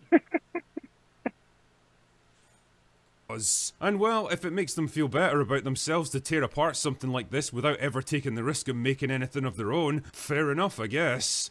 Isn't that what your whole channel was about for a while? Right. Like, I mean, congrats, you actually, like, nutted up and decided to try and make something, which is more than many will ever accomplish. So, congrats, that doesn't make it not bad. And sometimes you don't have to actually know how to make a thing to know that it was made poorly. Mm-hmm. Like, if a building Like that. if a building is taken out by a brisk breeze, then it wasn't exactly a good building, was it? I may not be a fucking engineer, but I can tell you that a building falling over isn't a good thing. That cold steel backstory, that was not a good thing. Yeah. Being said, I have been lucky enough to get some actual good faith feedback, so I've tried to compile the most consistent issues here. The first is that the film looks and feels cheap, and I've got to admit, my initial response to this is, no shit, it costs less than most movies spend on catering. The more detail. Okay, but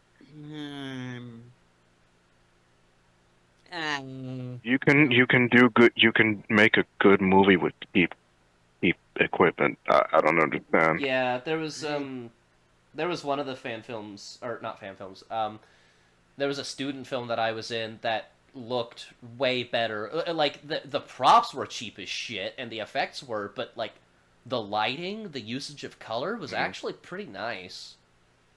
Mm. Because we just went the fuck outside and didn't mess with the camera settings too much.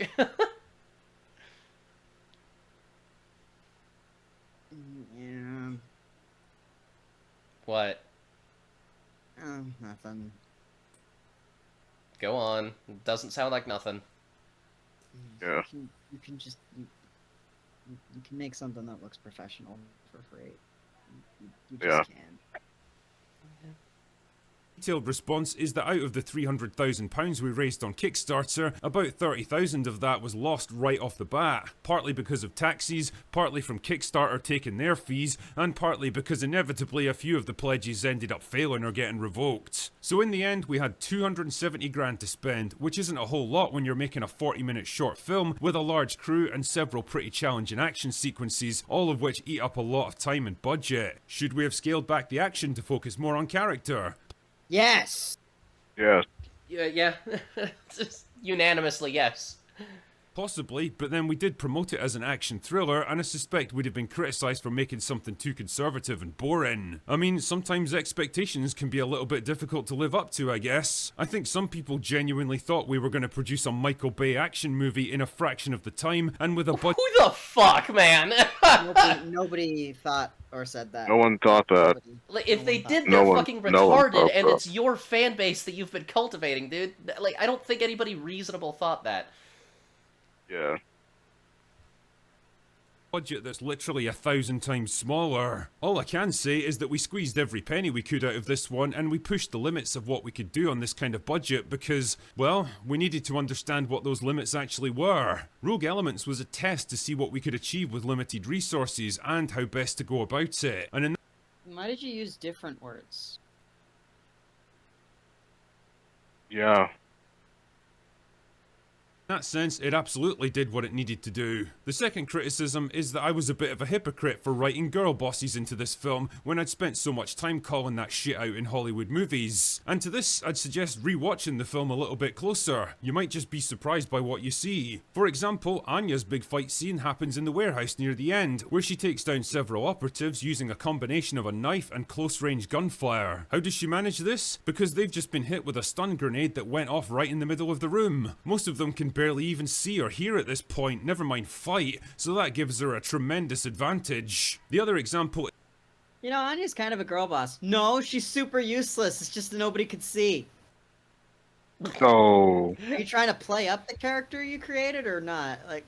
Well, to be Yeah, fair, I man. think being clever enough to use a fucking you know, stun bomb in that situation. It's like, I mean, it's not a high bar, but it's still like that's still praise. Yeah, like you can just say no, shut up, Anya's cool. Yeah. like that's what Either I would stand say. by your, Like, either fuck stand, you. like, either stand by your work or don't do it. Like, What is going on with my mouse? It is having a seizure right now. You'll see it in the final edit. This is weird.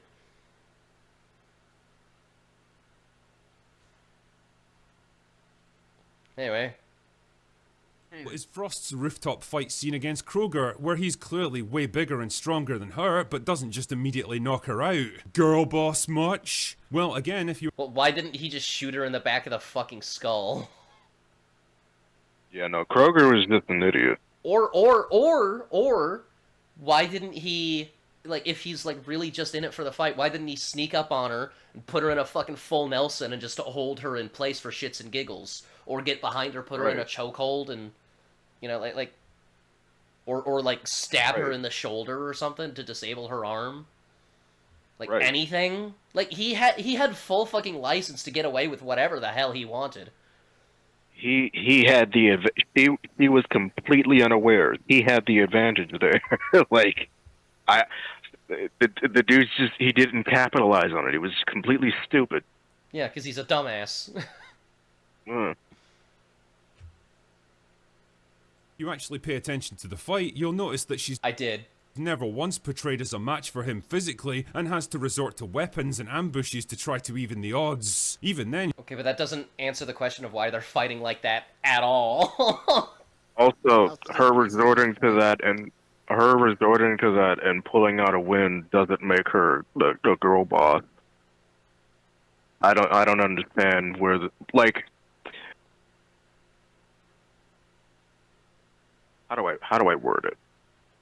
How do you word it?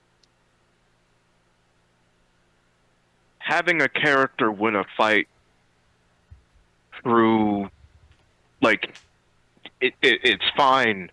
That doesn't automatically make them a girl boss. It's when they become annoying about it that they're a girl boss, like Captain Marvel. It's, well, like not only that, but also when the plot goes out of its way to protect this character that should very clearly have lost several times. Exactly. By the time the fight starts. Exactly. And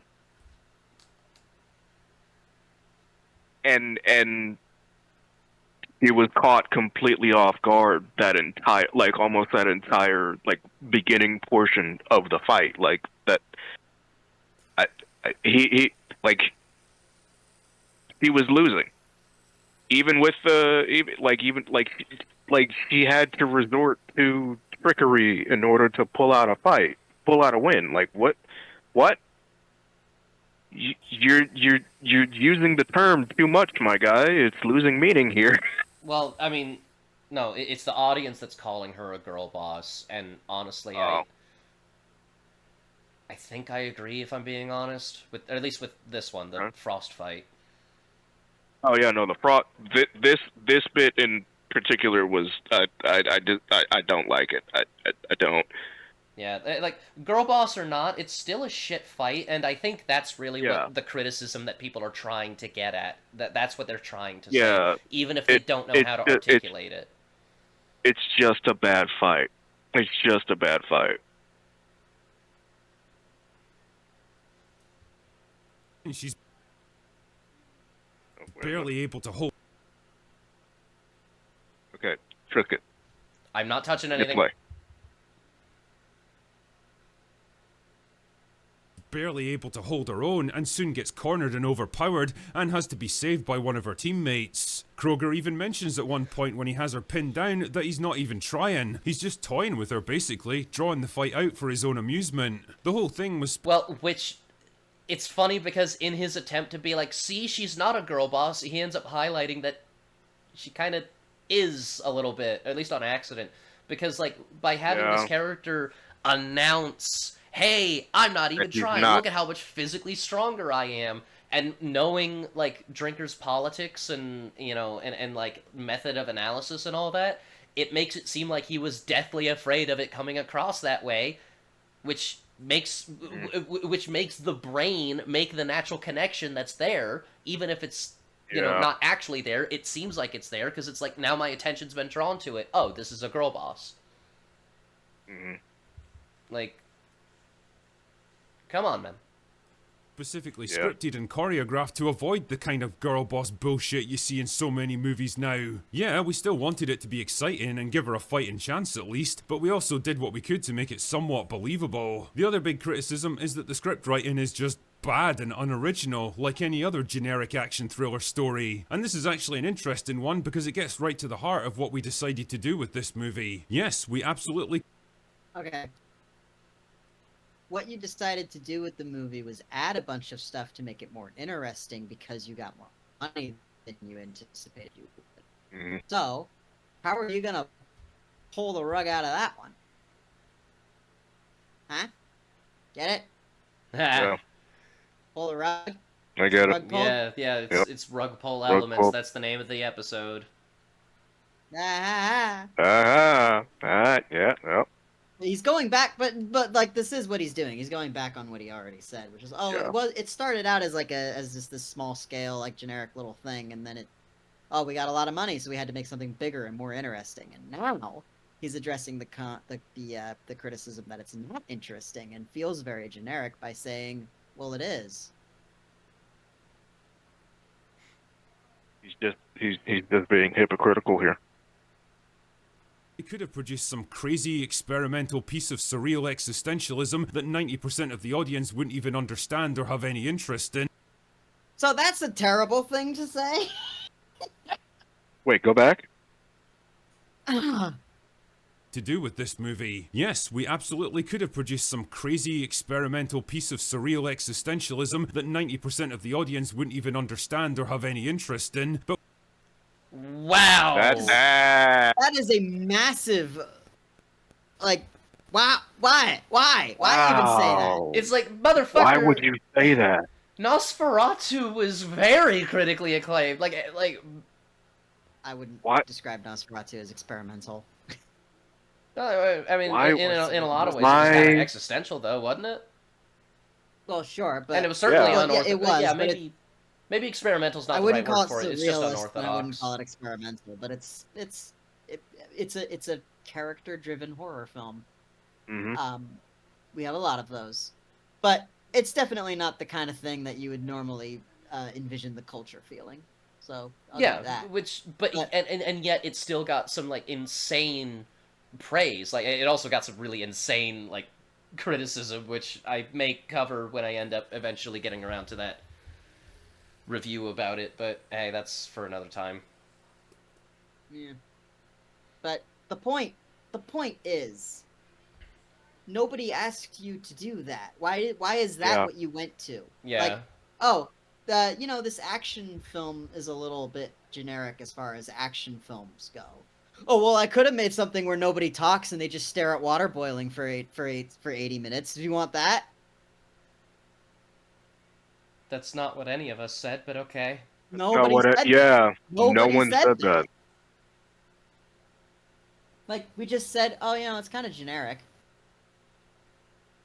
It's like, why so defensive, guy? Is it because you made a poor product?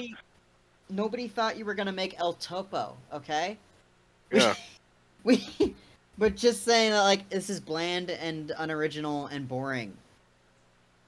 And your answer to that is, well, just because it's not, some piece of high art that nobody would nobody would understand or be interested in anyway. Like, Eraserhead.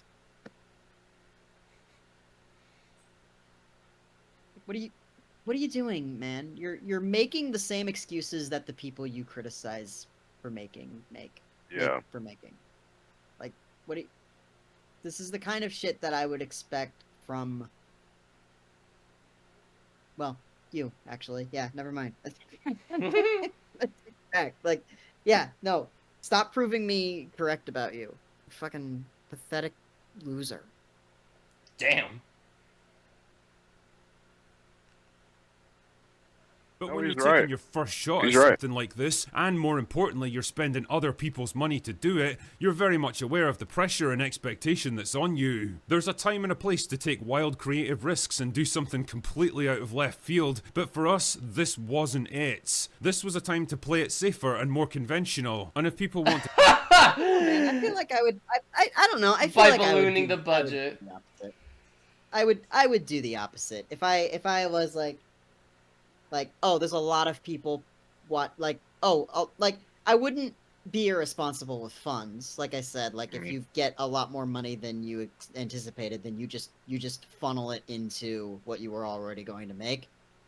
But like if I had a sudden increase of eyes on a project I were working on, I'd be like, oh, okay, let me show him what I can do. Mm-hmm. And I feel like that was the thought process here. You literally said, we felt we had to do more because we got a lot more money than we expected. Yeah. They were trying to impress us all. And it didn't. And now he's backtracking. And he's doing a very bad job. To criticise us for that? Well, I'm happy to take that on the chin. All of this is to say that Rogue Elements for us was very much a first step. It was always going to be an imperfect first step, and in hindsight it's easy to see where certain things could have been done differently, but ultimately I think it achieved what we set out to do with it. It basically taught us how to make films, the things that worked well and the things... And maybe... I don't know I about don't think that. should be the lesson that you took from this. It taught you how not to make films. I would agree with that. I would agree with that vehemently. It's just but you know, who am I? Things that could have been done better, and now that we have the opportunity to apply those lessons to what we do next, it seems silly not to make use of them. Anyway, this is my long and pretty rambling way of getting down my thoughts about this film, what I learned about it, and well, what I hope to accomplish next. And I'm sorry if I've bored the arse off you, but if you're interested to learn a bit more about it, then there it is. Anyway, that's all I've got for today. Go away now. Alright. And that's that. That go away now sounded a little less playful and a lot more bitter than normal. Oh, maybe. It could have been. I don't know. Likely. But, yeah. This, What have we learned? To not trust Critical Drinker.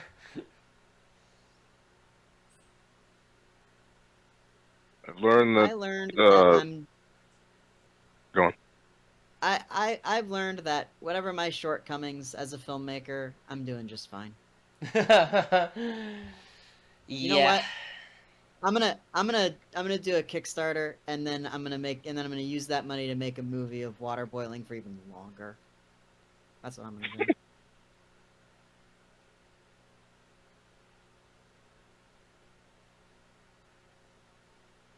And I'm gonna make him drink it. Go watch Yeast's movie Lord. about water boiling. It's interesting. Did you actually make a movie about waterboard? Not waterboarding. What? Yeah, of course it is. It's called The Simmer. It's Well, now he's gonna make a movie about waterboarding. Don't give him ideas. No, Well, I mean, all I have to do is just film what I do on Fridays. Yeah, a movie about waterboarding. No, yeah, no, I don't like plugging my stuff, but because there's not really anything to plug. But I have a channel where I just make weird little experiments, and one of my latest was a short called The Simmer. It starts out with a 6.5-minute unbroken shot of a pot of water coming to a boil. It's very interesting. I'll go watch it. Please do. It's not just that. There's some stuff that happens after that. You know, I'm not talking about my own shit. I'm not doing that. Not on this podcast. But yeah, if you want to go check it out, go check it out. No links. I will. No post links. I don't want people finding me. Neither do I. Why is it that the two best motherfuckers on this channel don't... Okay. We need you to... No, Rogar, we need people to find you so you can post more voiceovers of edgy Reddit posts. Oh my god. You need to make that your thing. You want that to be my thing? That needs to Really? be your thing. You need to be the edgy Reddit post guy. You're astonishingly Oh, good at it. God. I'm really not. Yeah, you are. You just doubt yourself. Oh god. Why is it that everybody I've met on Discord says I'm a decent voice actor? I have no idea why this is. This You is are, weird. dude. What's the, I'm really not, man. No, What's you the just have saying? insecurities and self-doubt. This is getting really personal. Good night, everybody.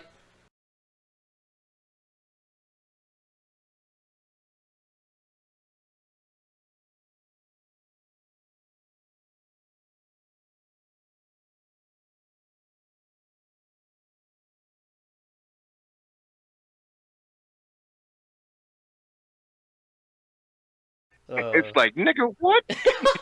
Dude, can you do that in Lance Reddick's voice, please? I don't think I can, man. what? Nigga, what?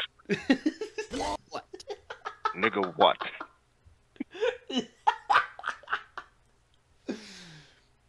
Hey. Since Electro was played by Jamie Foxx in the Amazing Spider-Man movie, should he have been called what?